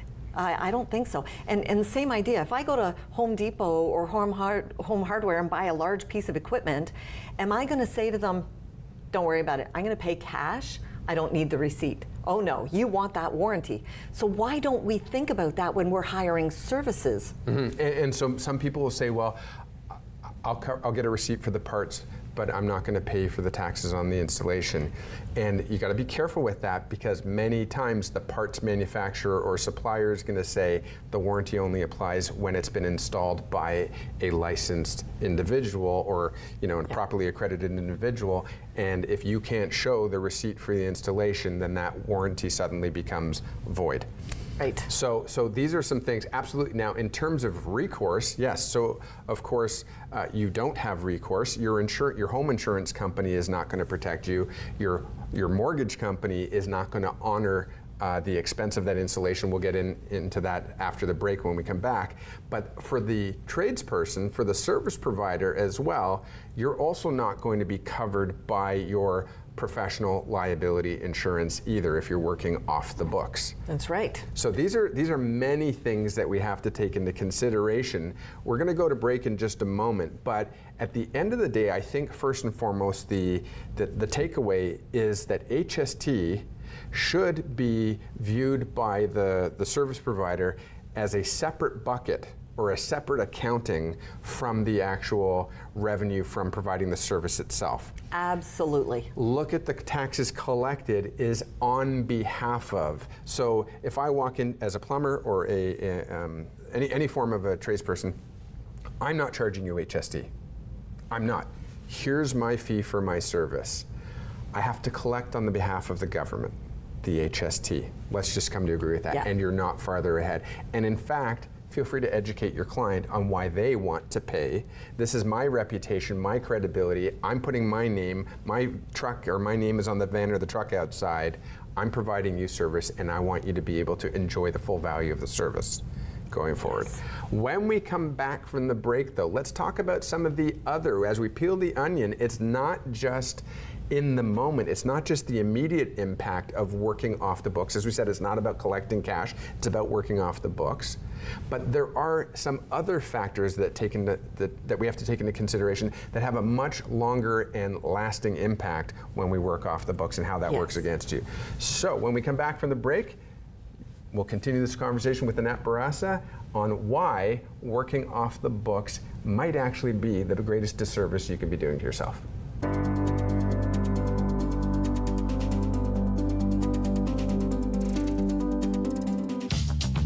This program is brought to you by Ignite TV.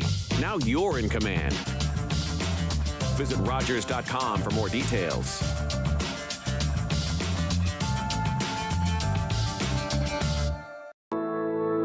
My Uncle Cheney was one of over 150,000 Indigenous children that were taken to residential schools between the 1800s and 1996. My uncle ran away from school wanting to get home to his mom and dad, and sadly he didn't make it and died of exposure. When Gord Downey found out about my late Uncle Cheney's story, he wrote Secret Path, a series of poems that became an album, then a graphic novel, a documentary, and a concert. Gord met my family, and together we formed the Gord Downey and Cheney Winjack Fund.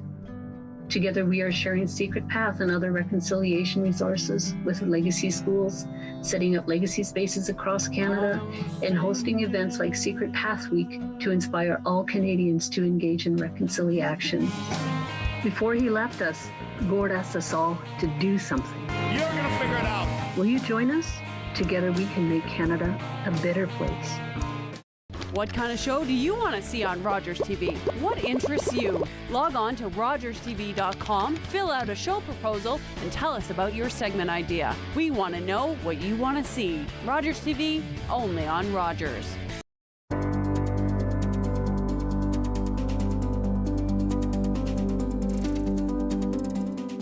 Welcome back to Hitting Home. I'm thrilled to be joined by Annette Barassa, who's a chartered professional accountant, a certified cash flow specialist, and an accredited financial counselor. And we're talking about the sort of, we'll morph this into the pros and cons of working off the books, not just about dealing with cash. Cash is obviously, many people say cash is king. Cash is still a legitimate currency. However, we're talking about the importance of understanding what happens when you work off the books. Now, we've covered some scenarios. We've covered the scenarios of what happens with the warranty and recourse, and how does it actually negatively impact the homeowner and the service provider. And we've been talking about people who work in the trades who often find themselves being asked to see if they can help save a little bit of money here and there. And it's very normal, and we get it, but what we're looking to do is make sure that we understand what are some of these implications. And as we were in break, I was thinking, I remember a billboard on the side of the highway that used to be a picture of the revolving cherries on the top of a police car, and it said, "Speeding slows you down." And I actually liken this to that. And let's get into what are some of the longer term implications of working off the books. And so one of the things that we started to get into, and this is really your territory, is the understanding of claiming tax deductions or your expenses. And maybe you can get into sort of the when and how and why we do that, and maybe some things that people hadn't exactly thought about. Right. Okay, so first I want to clarify that the Income Tax Act states that you are eligible to claim any expenses that you've incurred in the activity of generating income. Nowhere in the Income Tax Act that says you must by law claim all of your expenses. So if you have a tax preparer, an accountant or anybody who is preparing taxes, if they're willing to invest a little bit of time communicating with a mortgage broker to make sure all the needs are covered, there is some creativity that you can have. If, for example, you are going to have $1,000 of taxable income after all your expenses, there's a certain thing called the working income tax benefit, and if you claim less expenses and bring your income up a little bit, you can actually trigger that working income tax benefit. So what people don't realize is that if you claim all your expenses and you bring yourself down to close to zero, the government doesn't see how hard you're working. What they see is you only have $1,000 of income. You're not really trying. But if you have a little bit more income, then they say, oh, you know what? You're trying to make an effort. We're going to subsidize by triggering this working income tax benefit. So that's one point I want to get across, is that you can use the Income Tax Act to your benefit by also not claiming all your expenses. And it's actually interesting, and I want to go down that path a little bit more, but one of the other things that I learned many years ago was that a lot of people just sort of let it roll off the tongue. Oh, that's tax writable. That's tax writable. You can write that off. Oh, yeah. You actually can't write stuff off if you don't actually claim your income. If you report zero income, or if you earned zero income, you don't get free money back from the government. The government allows you to exercise the mechanism within the tax code to sort of offset your tax exposure by claiming your income and claiming legitimate expenses incurred in the pursuit of revenue generation. I want to add a really important point to that. The government has statistical analysis that is automated with their computers. So they know, for example, say a roofer, they know what percentage of their revenue should be allocated to the cost and the materials of doing the work. So if you think you're scamming the system or, ripping off the government, getting your money back by saying, you know what, I'm not going to claim the revenue on this job, but I'm going to claim all the material. At the end of the year, you've got your revenue, you've got the cost of all your materials. The government knows by industry statistics where you should be falling. So if you're really trying to keep that money in your pocket, you could be triggering an audit, and that is not pleasant. Absolutely, and I see you and I'll up you. It works within the financial services industry as well, as in conjunction with CRA guidelines and standards. You're absolutely correct. The world has been collecting data for a number of years, and they'll redact your name and they'll redact it down to, as you said, industry sector or segment or category. And the fact of the matter is, they also will look at your lifestyle. Yes. And they will say, interesting so-and-so, John Smith, John Doe, you've been claiming for the last 20 years that you earn $40,000. But you happen to drive a car that is representative of someone who might be earning 6 figures. You live in a home that someone might be, so it's not that they're going to instantly disqualify you, but they will absolutely seek clarification. There will be a flag. And so you're absolutely right. Not only do they have standards in terms of what is expected in terms of income based on your overall revenue generation and volume, but also they have the opportunity to look at your lifestyle. You've got a cottage, or you've got a nice car, or you've got a series of recreational vehicles, etc. Things have to add up. They do look at postal code. They do have the system in place where they can see where you live and how does that cost of living in that postal code coincide with the reported household income. Absolutely. So, fact of the matter is, as you said, it is not mandatory to actually claim all of your expenses. In fact, it can be beneficial not to. Okay, that's fine. But now, let's talk about the individual who's the professional, working in the trades. Maybe they're Red Seal, maybe they're an apprentice, maybe they act as a sole, sort of a solopreneur, or they have sort of they're a subcontractor and they have numerous subcontractors working with them. Maybe they have built up a company. They're not just working as a solo professional. The fact is, next step is, well, why did you get into that business to begin with? Do you only participate in your 9 to 5 or your 6 to 6? Probably nobody's doing 9 to 5 in that trade, especially if you can work when there's sun and it's not snowing and it's not raining, etc. So you're working hard. What are you working for? What's the purpose? What are you trying to accomplish? When you put your tool belt down, when you take your shower, when you relax, what are you actually doing it all for? I'd like to argue that we're doing it for some form of a quality of life. Maybe we have a spouse, maybe we have a family, maybe we're thinking about starting a family, but do we just go to work for the sake of going to work? Or what do your people that you sit and speak with and explore their life with, what are they typically telling you they're working for? Well, so in the accounting and the financial counseling, typically people are looking to save for a down payment on a house. They need to qualify for a mortgage. The long-term goal is the retirement, and what's that going to look like? And it'd be nice to be able to afford to buy groceries without sweating it out during retirement. But then there's also, what about a nice vacation? That kind of thing. So we have various reasons why we're saving or wanting to qualify for financing of some sort. Mm-hmm. And it's interesting, actually, you can sometimes do a lot of market research just by reading people's bumper stickers. Gone fishing, or I work so that I can ride my Harley, or whatever it may be. And that's all fair. It's all fair game. And so the point of this conversation, I think, is I'd like to help people work towards that. I'd like to help people achieve those goals. Okay, so what we have to do is actually realize that beyond the immediate benefit inside that singular transaction that's, I don't want to call it short-sighted, but let's call it short-sighted because I didn't come up with something better. But what's the longer term goal? What are we trying to do? And as you talked about, many people are looking to save up for a down payment. Now, as this pertains, how does taxes and how does the way you report impact your ability to buy a home? Well, it absolutely does.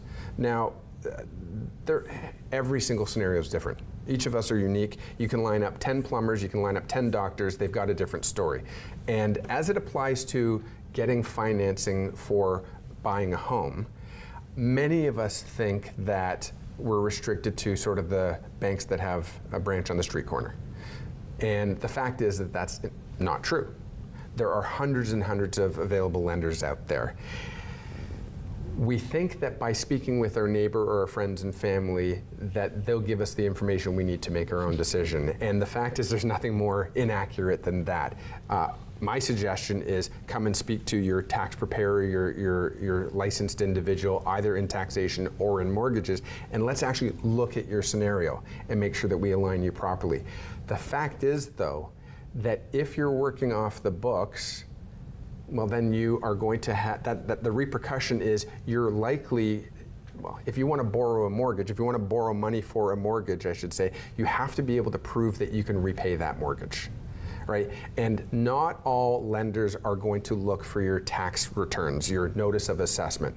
Not all of them are going to look for that, but they are looking for your ability or your capacity to pay. So we got just a couple of moments left. I think what's really important is that when a client comes to you or comes to me, or whoever your tax preparers or mortgage broker is, you should be having that conversation on how can I best prepare my financial statements to mitigate my tax exposure, but ensure that I can still accomplish my life goal of home ownership. Maybe you can speak to some of that for a moment. Yeah, so I would say that a general rule of thumb people should have, or the approach people should take, is report all of your revenue.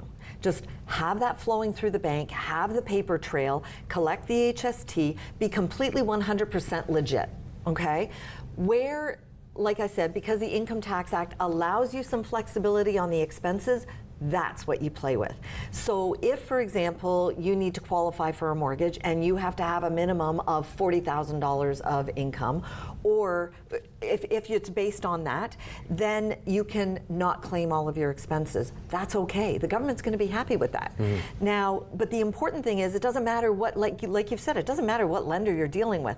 They're going to want to see that you have the ability to pay. So they're going to want to see that money that's coming into the bank. You may have to produce bank statements. So you've really got to focus on that. But here's the other thing, which I think we're going to lead into, but I want to make sure we don't forget, is that what about your retirement? So if you're not reporting all your revenue, how do you even have RSP contribution room? How can you take advantage of the system that's in place to help us save for retirement? So that's something that's important too. Absolutely, and I think the bow that we'll put on this is, and we're going to have to come back and pick this up about talking about retirement. Fact of the matter is, though, that your lender's not necessarily going to look at your tax returns. Right. They're going to want to make sure you don't owe the government money. If you owe the government money, that will trump their ability to collect on recovering their interest in your home. Fact is, though, and I think the bow that we'll put on this is, sometimes paying a slightly higher mortgage rate actually will help you leverage into buying the home you want and actually saving you money. Paying a little bit more in interest can save you on your tax exposure. Absolutely. We are going to have to leave it there, and I think we're going to come back to another episode, maybe exploring that a little bit more. But thanks for starting to peel the onion with me, giving us some understanding about the implications of working on the books versus off the books, and I look forward to our next opportunity to have this conversation. We'll see you next time.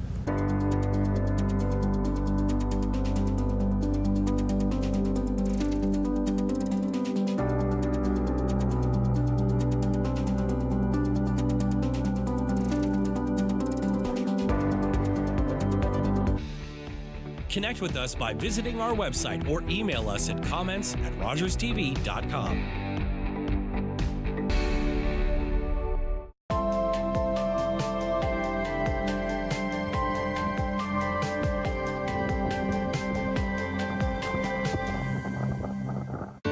It's been a long time coming. You don't win it to keep it, you win it to be a part of its history. Always knew.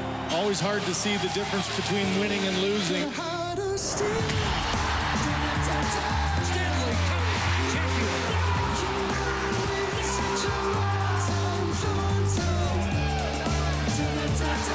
The quest for the hardest trophy to win in sports.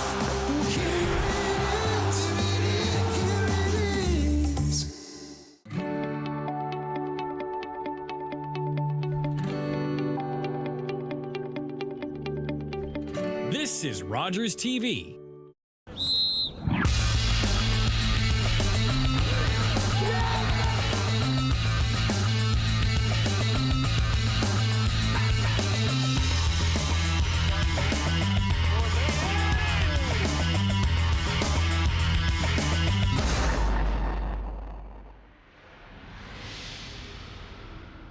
Welcome to Rovers FC TV. I'm Jake Burford, and today with me in the studio I have got Zoe Rowe, Annika Gross, and Holly Tavez.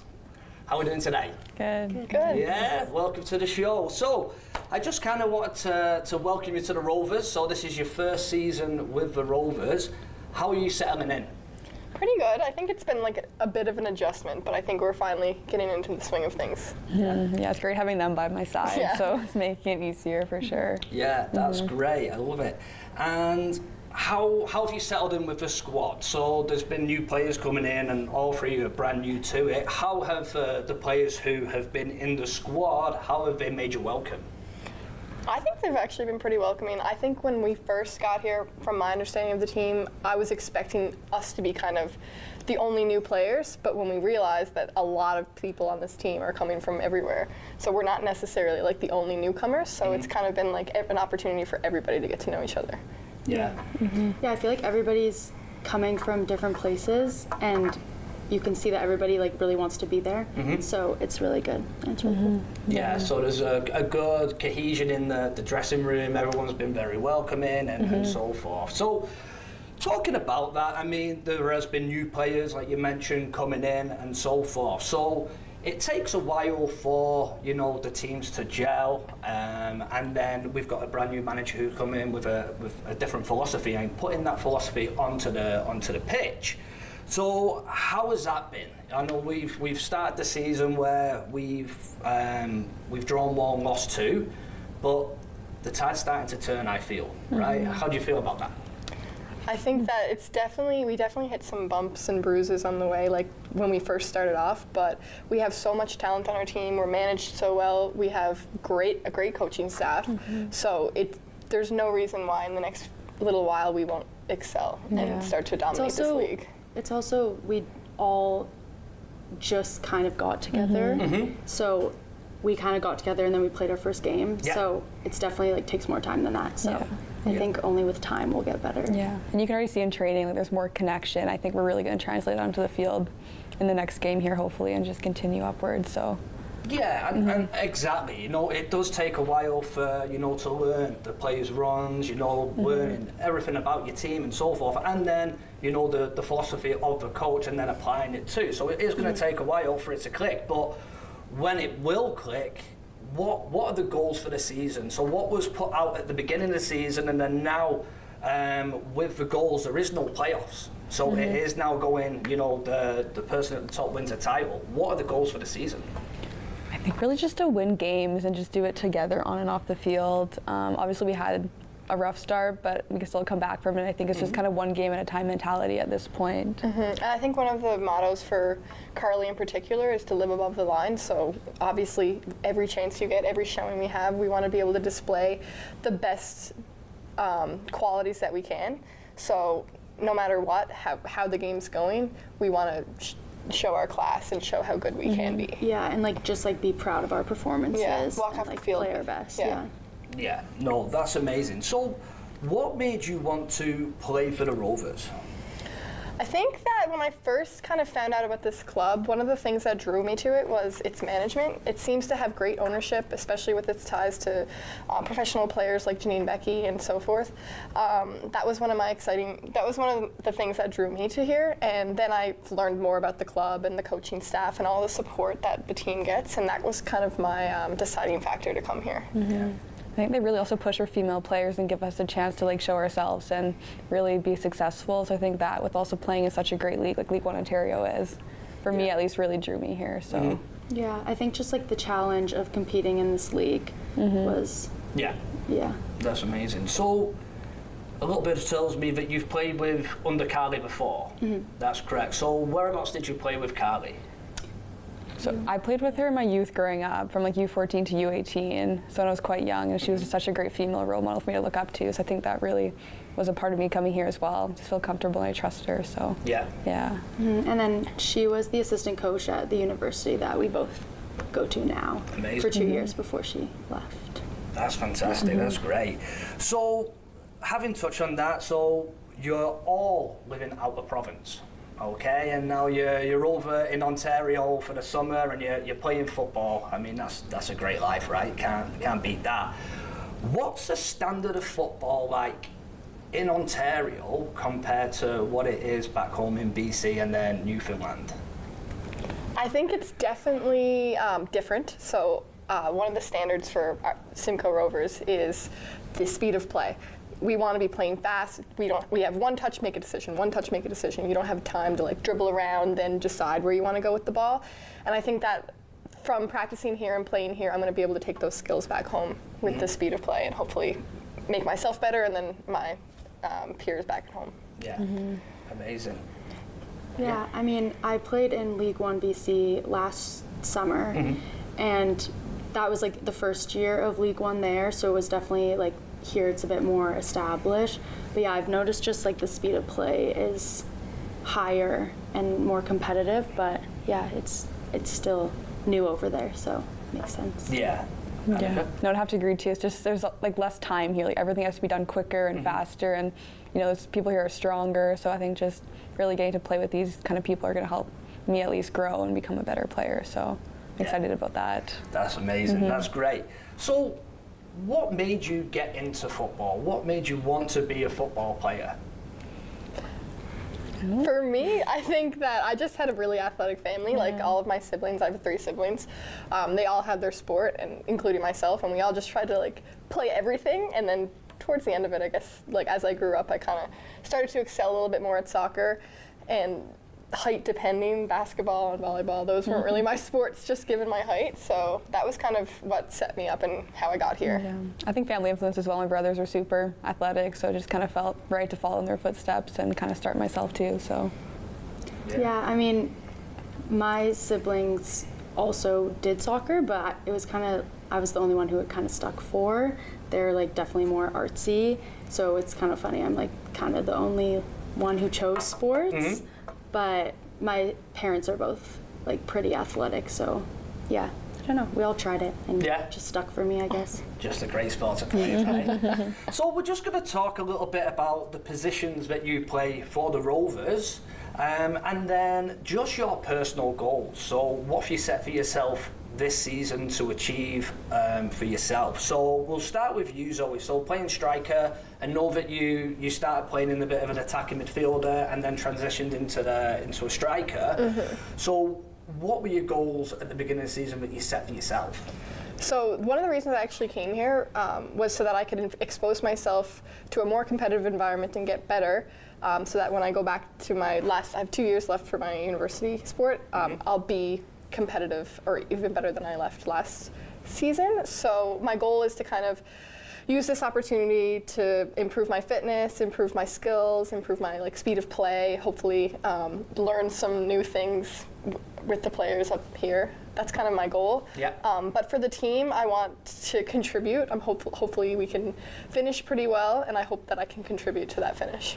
Amazing. That's a great answer. I love it. And Annika, what about yourself? So you're a holding midfielder? Yeah, I think for me, just kind of coming here to play like with and against some of the top players like in Canada is pretty cool and special. So for me, it's kind of just improving my speed of play, playing in tighter spaces with less time. And hope I can bring that back to our league and improve and have a good successful season next year. Brilliant. That's great. And Holly, what about yourself?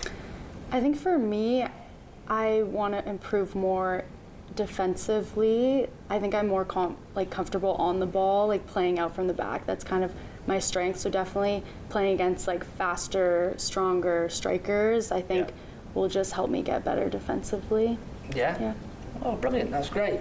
So, like I mentioned, brand new to the Rovers. So the Rovers have a very passionate fan base. So how has it been playing at JC Massey Field? So you've played a couple of games there now. How's it been? How was the home opener? Honestly, one of my favorite parts about it was coming onto the field and realizing that we had such a great impact on like young female athletes. And then after the game was over, they all wanted to get our autographs. Like that was such a fun experience for me, and like getting to see how we are kind of role models for younger players. That was really fun. And also there are some older diehard Simcoe fans that like had their cheers and their flags, which I really loved. That was really cool too. Yeah, it's awesome. Definitely been like one of the most like implemented environments I've been in, where the fans are right there with us, which is super cool to see and really supports us and makes me want to like, you know, win for them almost too. So it's been really cool in that way. Yeah. What about you, Holly? Yeah, honestly the same. It was just a really good environment, and like especially what Zoe said about like the younger girls who like walked out with us. It was just like a really good experience and really cute to see all of them. Yeah, my person that I walked out with was taller than me. So mine was as well. Sitting in front of me, I was like, oh, yeah. That is so funny. But like you said, like you mentioned that you had the younger players coming up, and you know you're signing autographs for them. They're looking up to you. You're the role models for this younger generation. What would be your best advice for a younger player who is looking to get into the game, or they are playing the game? What would be the advice that you would give them to reach the standard that you are playing at now? I think one of the things for me is just when you're playing, like there's a lot of adversity when you play, especially if, you know, you could have like a coach that's tough on you, or, you know, you could have bad experiences with soccer. But in the end of the day, you should be playing it because you love it, not because you want to reach these goals or you want to do this or that. You want to play it because you like your team, you like the environment, you like the sport. I'd say, like, just make sure you really love what you're doing. Yeah, I was gonna say, like, don't feel like it's ever a chore or like something that you have to do. Like, and if you find yourself feeling that way, like maybe you have to like rethink and like remember why you love it, and then just like stick with that.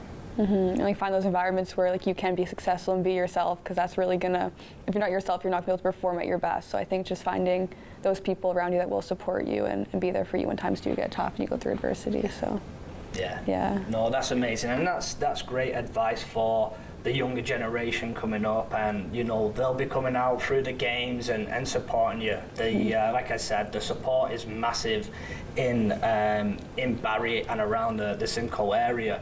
So what you're doing for the younger generation is fantastic. So thank you, amazing. So what we'll do, we'll just kind of jump into a little bit of personal question, kind of get to know you. So we'll talk a little bit of football as well later on, but we'll just talk about getting to know you guys. So what's your pre-game ritual? What do you do before a game to get you ready for the big game? I feel like I'm not too superstitious. I like to go for a walk in the morning and kind of just be around people, get relaxed, don't be too nervous, just kind of stay calm. Yeah, definitely just like listen to music, and I'm not superstitious either. Yeah. But yeah, I definitely, one thing though, I do need to like move my legs and go for a walk, or else I feel like I'll just be kind of slow, but yeah. Yeah, my main focus is kind of making sure that I've like fueled myself properly. Sometimes I do that wrong, and I get into the game, I'm like, why am I exhausted right now? And I realize, I didn't have anything to eat before my game. So I try to focus on like timing my meals right before my game to make sure that I'm like at the peak of my performance before we start. Yeah, no, amazing.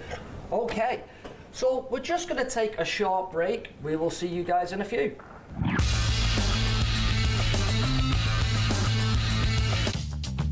This program is brought to you by Ignite TV. Now you're in command. Visit Rogers.com for more details.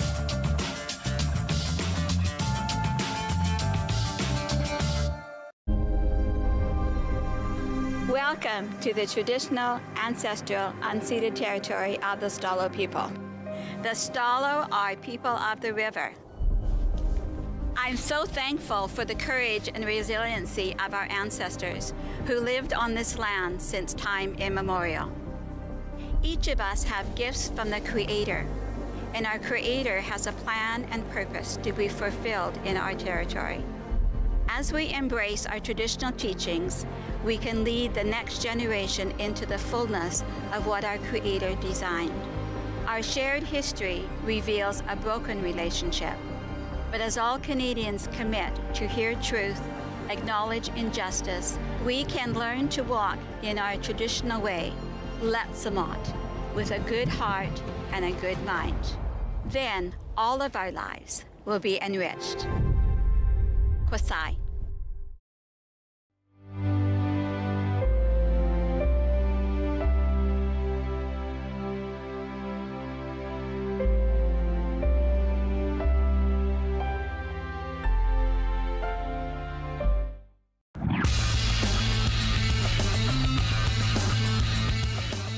And welcome back to Rovers FC TV. So, ladies, I just want us to touch on university. So, you've all played in university and you've played at a very good standard in university. So, growing up out of province, what's the standard of football like from playing at your club level to then go into the uni level? I would say it's definitely a big jump. It does take a little bit of adjustment. I feel like club, you kind of get like the best players and the most into it. They go to university, so you kind of have to compete with the best of the best. It's also, when you go to university, you're also playing against girls who are like 3-4 years older than you when you just first come in, so it's definitely a big adjustment. One of the main differences I noticed is everybody playing university wants to be there and wants to compete at the highest level, so that's kind of the difference between club, whereas some club teams, like, people play it leisurely, so they're not giving 150% all the time. I think that's kind of the main difference in competitive levels. Yeah. No, that's great. So then, with it being a very competitive standard at the uni level, how does that compare to when you're playing now in League One in Ontario? I mean, it's definitely similar, I would say. League One Ontario is pretty competitive. Like, I find every game is really high speed. Like, there's not really like a weaker team, but yeah, it's definitely similar. I would say League One Ontario is maybe a little bit faster, but the difference that I noticed is every single game you play in League One, you're playing against a really competitive team, especially with the relegation system now. So every game you're playing, it takes a lot of effort, and you're giving it your all every game. So that's kind of the difference I noticed between the two. Yeah. So I'm going to touch on that a little bit there, that you brought into now that there's a relegation, what can happen in League One. So how does that play into the mindset when you're going into games that we've got to win every single game, or we've got to be competitive in every one, because there is that chance of relegation down? Does it creep in at all? Like you said, I know before that you say you take it game by game, one at a time. But does it make you look forward that you've got to be competitive in every game? Yeah, I think it definitely stops us from getting comfortable, because just because we're, for example, say we're middle of the pack, we can't be satisfied with that, because there's always that opportunity that we can get better, but there's always also the chance that we could get relegated, and then we're suddenly not playing against. Not every single game is going to be as competitive as it is, so we want to stay in that top 10 for sure. Yeah, and it's not just like a goal of making playoffs and like being like top 4 teams or whatever. It's like you want to be the top, because that's who wins. I think, like, regardless, this team has like really high standards and we do want to win every game. And long term, though, there is definitely that thought, and it's definitely kind of lights a fire underneath. Exactly. Add some competitiveness for sure. Yeah, there is, like you said, it lights that fire that you've got to be competitive. You've got to be up for every single game in it. You know what I mean? And then there might be opportunity, like games where you're playing a team down at the bottom, but then they're in that relegation battle and they've got to perform. So then a game where you might be coming in and you're thinking this might be a walk in the park, then, for sure, like you said, it's a very competitive league, so every team is tough to beat, so you've got to be up for every game, right? So I just wanted to touch on Coach Carly came in, and this is her first season. What is Coach Carly's philosophy? Like, what kind of football does she like to play? Definitely very like possession-based football style, I would say. We like try to build out of the back and not just kick and run so much. Like, we do want to have that possession and to build it and have some good goals from the very back to the front. So I think it's definitely built through the middle and then exploit in behind. So we certainly utilize you a lot. Like, you're as our central defensive mid. We play through you with almost every single play that we have.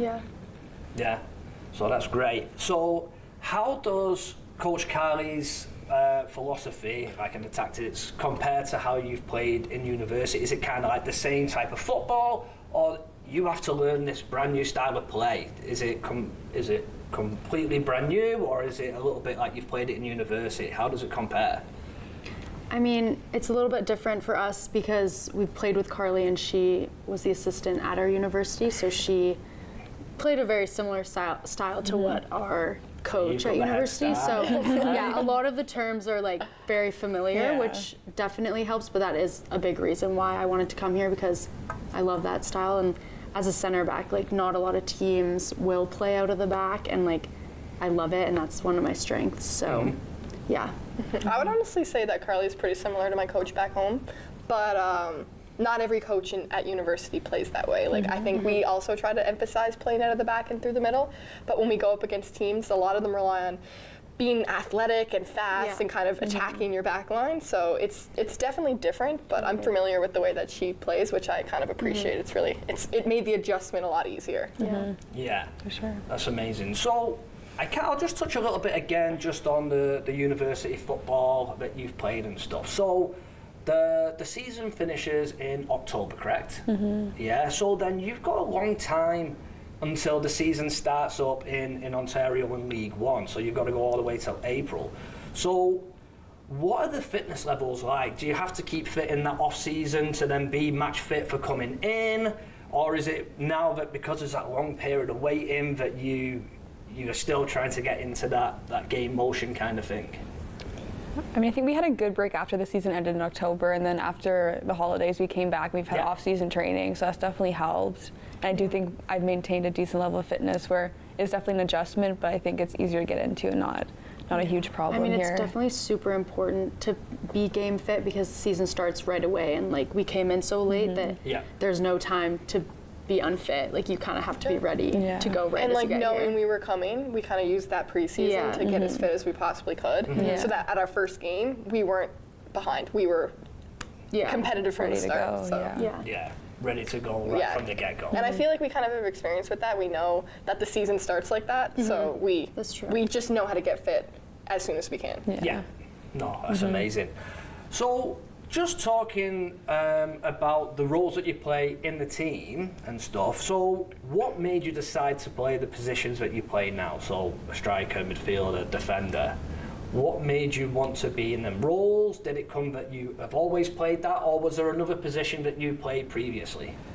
I always played attacking midfielder when I was younger, and I had the chance. I think I went up wing, and I started scoring some goals, and I was like, wait, this is so fun. I love this. And then that's kind of when my coach transitioned me to striker, and I kind of, gained some momentum in that, and I learned to love scoring and like creating scoring opportunities, and that's kind of what put me there, and I really like it. For me, I kind of flip-flop between like center back and like center mid, but being on the shorter side, midfield kind of made more sense, I guess. So I love touching the ball, love being on the ball. So yeah, I've kind of always been midfield, which has been fun. Yeah, for me, I definitely tried. I played winger and fullback, and then I sort of just had one coach that was like, you would be a good center back. So they just kind of put me there and it stuck. And then here I am. So if you had to play a different position, what position would you play? I feel like if I say attacking, it'd be a cop-out. Probably like somewhere in the middle. I like the idea. It's kind of fun to be a playmaker and set people up. I love that, and I'm sure you kind of experienced that a lot. I think that'd be fun to kind of revert back to that for a game, see what it's like. I don't know. I mean, obviously center back maybe, but I think it'd also be fun to be a striker and just get up, Trust score me, some it's really goals. fun. Yeah, I feel like that'd be really fun. So. Yeah, I mean, I would probably say like just defensive center mid, but I mean, put me striker, you never know. No goalkeepers? Maybe Zoe. I was close. I was going to say it, but I didn't. So how many goals are you going to score? Have you set yourself a personal target of how many goals you want to try and score this year? That's a really tough question because I'm kind of still learning the league. If you're including this year with like my university, I'm hoping to get, that's such a tough question. Maybe 5 to 7, maybe. It's kind of like on the lower end. Hopefully I can reach that. And then if I do reach that, I can continue to strive to get more. Yeah.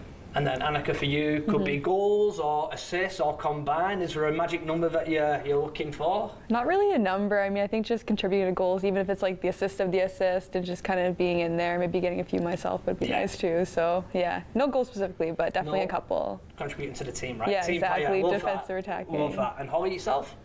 How many clean sheets? Hopefully, starting now, as many as I can. That's amazing. So we've spoke a lot about football and stuff. So I know the fans out there, they want to get to know you as individuals as well. So we're just going to ask a few fun questions here just to get to know you better. So is there a favourite movie that you have? We actually just watched this the other day, but my favorite movie is probably Tangled. I love that movie. It's a Disney movie. That's a great movie. I'm a big fan of Disney.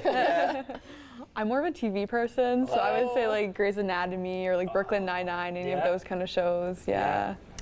I would say probably either Footloose or La La Land. Like I love musicals and like dancing and stuff. So La La Land's a great movie. such a good movie. I love it. And always ask this question when we're on the show. Favorite flavor of chicken wings? I think I would probably say buffalo, maybe. I would say sweet chili. Oh, that's good. Yeah. Yeah, I would say sweet chili or even sometimes like a classic salt and pepper. Yeah. With like a dip. Yeah. And then what about like a cheat day? So you can have any takeout after a game. What would you be ordering? What kind of cuisine? Favorite food place where you like to go? I really like Chinese food. Yeah. Chinese food's so good. Big feet of Chinese food. I'd say anything Italian, pasta, pizza. Yeah. Good choice. Good choice. I would probably say Thai food or Chinese food. So good. Love Thai food. That's a great choice. And I'm going to ask you one last question here. The song to get you pumped up for a game. So what song are you going to listen to get you G'd up for the game and get you ready? And then what actually gets played in the dressing room? Who's in charge of the music? Mine's Applause by Lady Gaga. I don't know why, but it just gets me so pumped up. So that'd be controversial, but anything country, Luke Combs. Really? Yeah. It really just, I get in the zone with it. Yeah. So yeah. I'm a big Red Hot Chili Peppers fan, so probably That's like so- Can't Stop Red Hot Chili Peppers. Love it. I love it. And then who controls the music in the dressing room? You did last I week. did last time. And I did You play did Can't great. Stop, Yeah. so You did you great. like that one. Yeah. Maybe me. But yeah, I don't know. Maybe me or Jess. Between the two of us, maybe. Yeah. Ladies, I want to say a big thank you for coming on the show today. It's been an absolute pleasure, and I want to wish you all the very best for this season, your first season with the Rovers. So that's all we've got time for this episode. You can find more information at roversfc.ca for all ticket prices, schedules, and getting down to JC Masseyfield to see these ladies. Thanks for tuning in. We'll see you next time.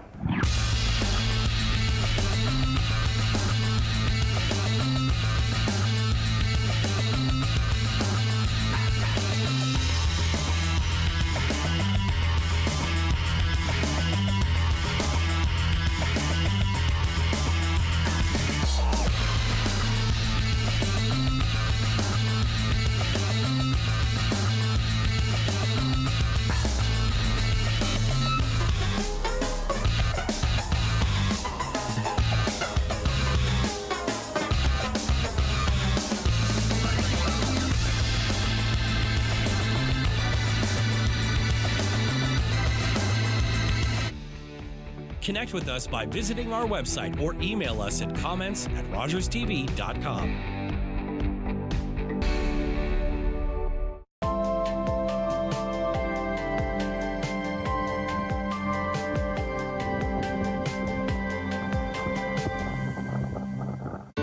It's been a long time coming. You don't win it to keep it, you win it to be a part of its history.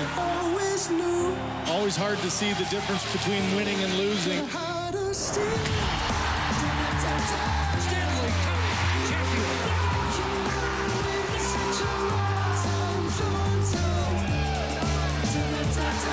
The quest for the hardest trophy to win in sports.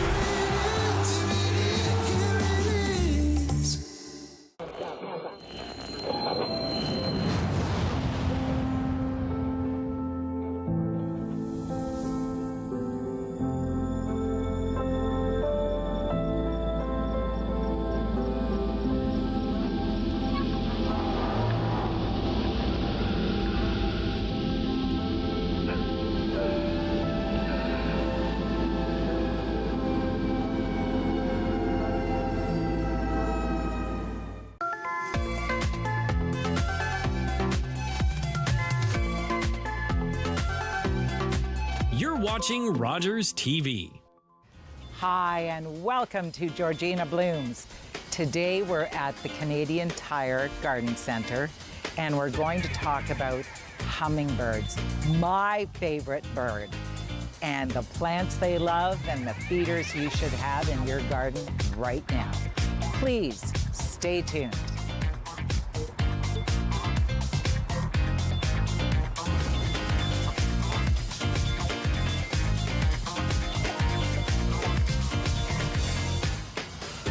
Welcome back, and joining me is Bonnie. Bonnie is the overseer of the Canadian Tire Garden Centre. And Just an awesome lady. Today's her day off, and she's here with us. Thank you so much. Only for you. Thank you. Hummingbirds are here. They've been here for a few days, and I go on a map for the migration routes just so I can see where they are. And they're, they've been in Sudbury for a week. So, yeah. But